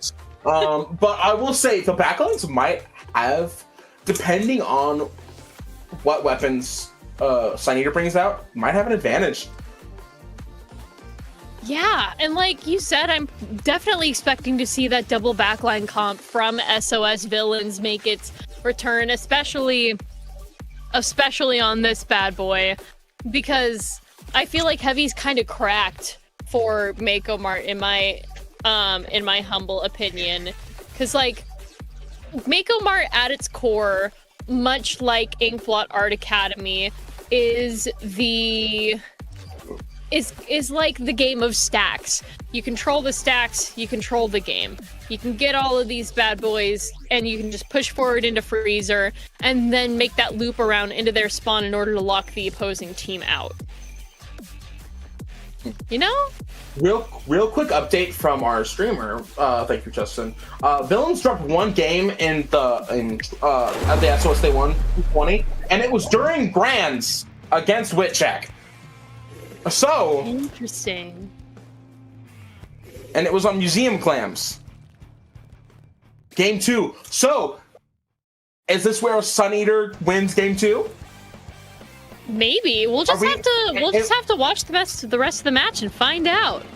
If I get Groundhog's Day on my SOS commentating, I'm gonna fight someone.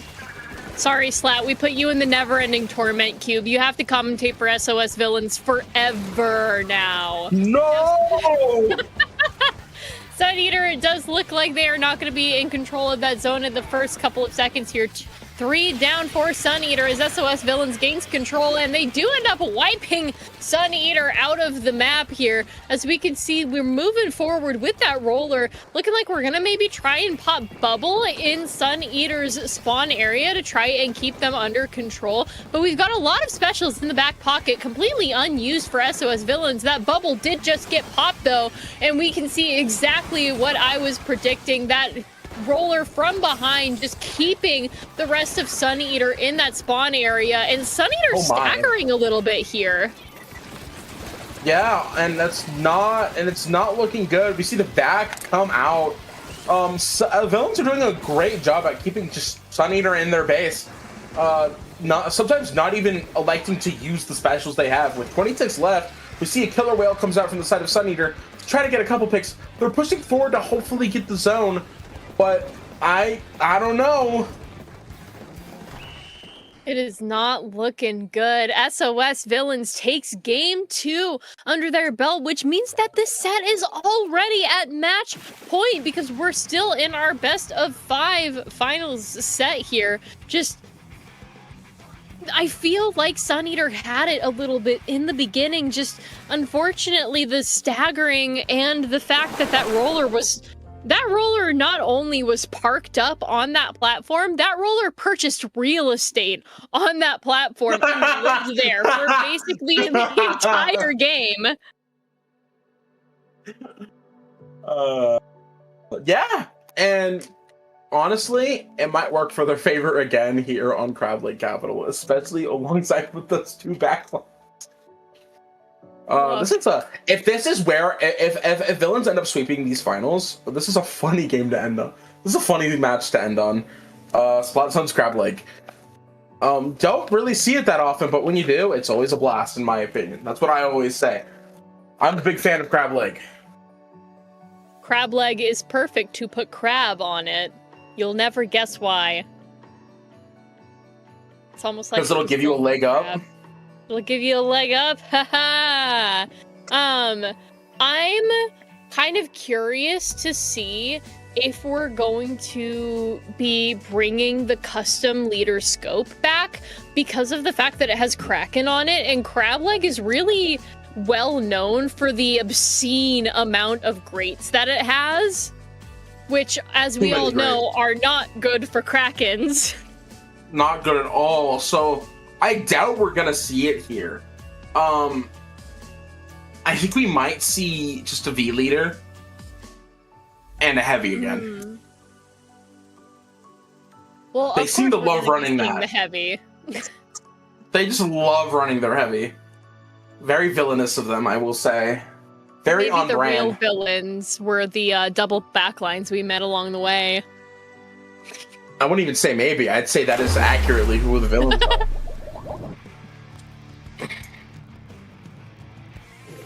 Let's see what we got here. Oh my gosh, they do have the custom out. Whoa! Okay, and we got two shooters on the side of Sun Eater. We got a T-Tech and a Gal. Yeah, Heavy like is evil. I agree, chat. I'm Is that a looking, 96 looking like gal? pretty... No, oh, wait, yes, it is a 96 gal, but I thought they've been running the 96 gal for most of the sets, if not most of the games, if not all of them.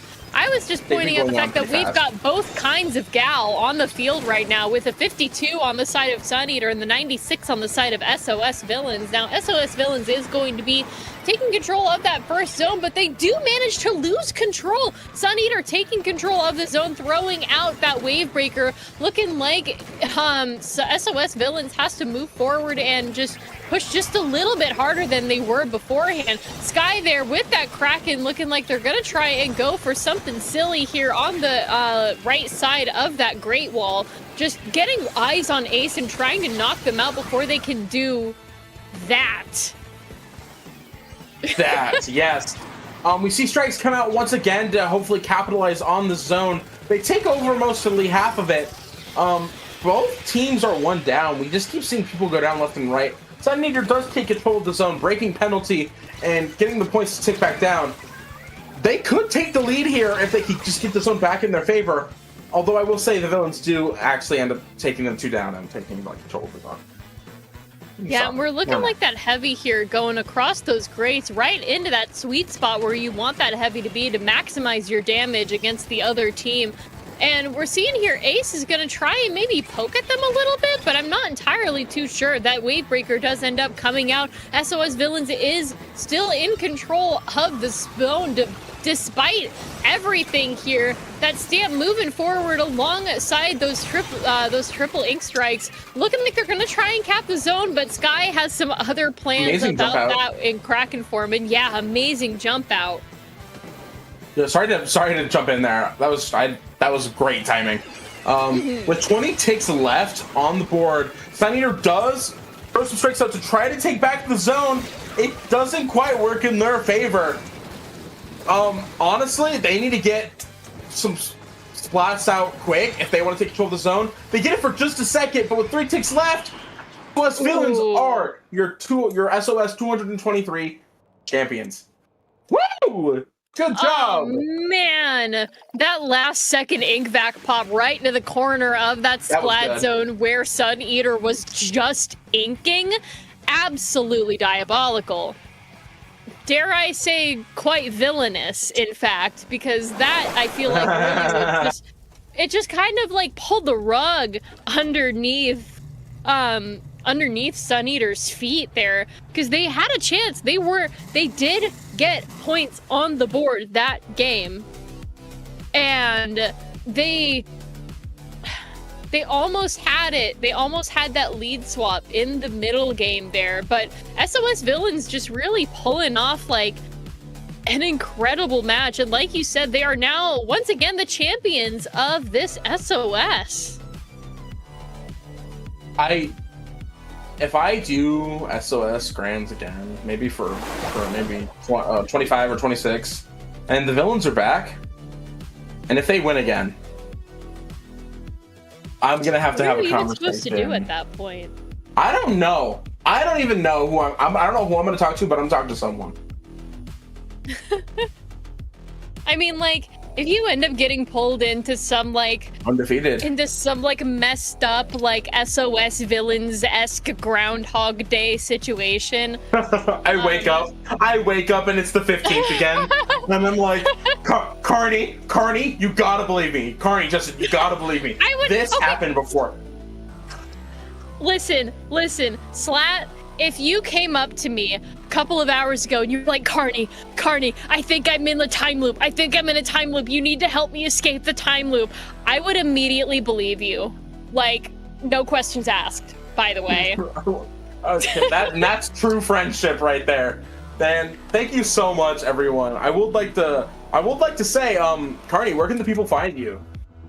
You guys can find me here on IPL or over at Splatoon Tourney. I am going to be doing lots of commentary for Ludi wrapping up, as well as the LAN Championship Showdown here later in April this month. That's right, Slat. I'm doing commentary for the LAN Championship Showdown, which I'm very excited about. Is you guys commentary already picked for that? Yes, it is. Is commentary already all picked for that? Yeah. All right, I'll have to hop in next time. Sorry, buddy.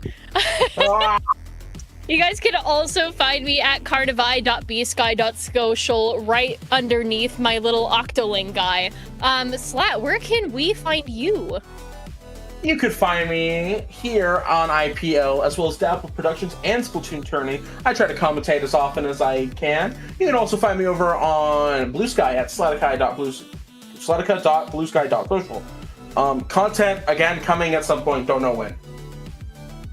Yay! Justin, where can the lovely people find you, our lovely streamer? Justin!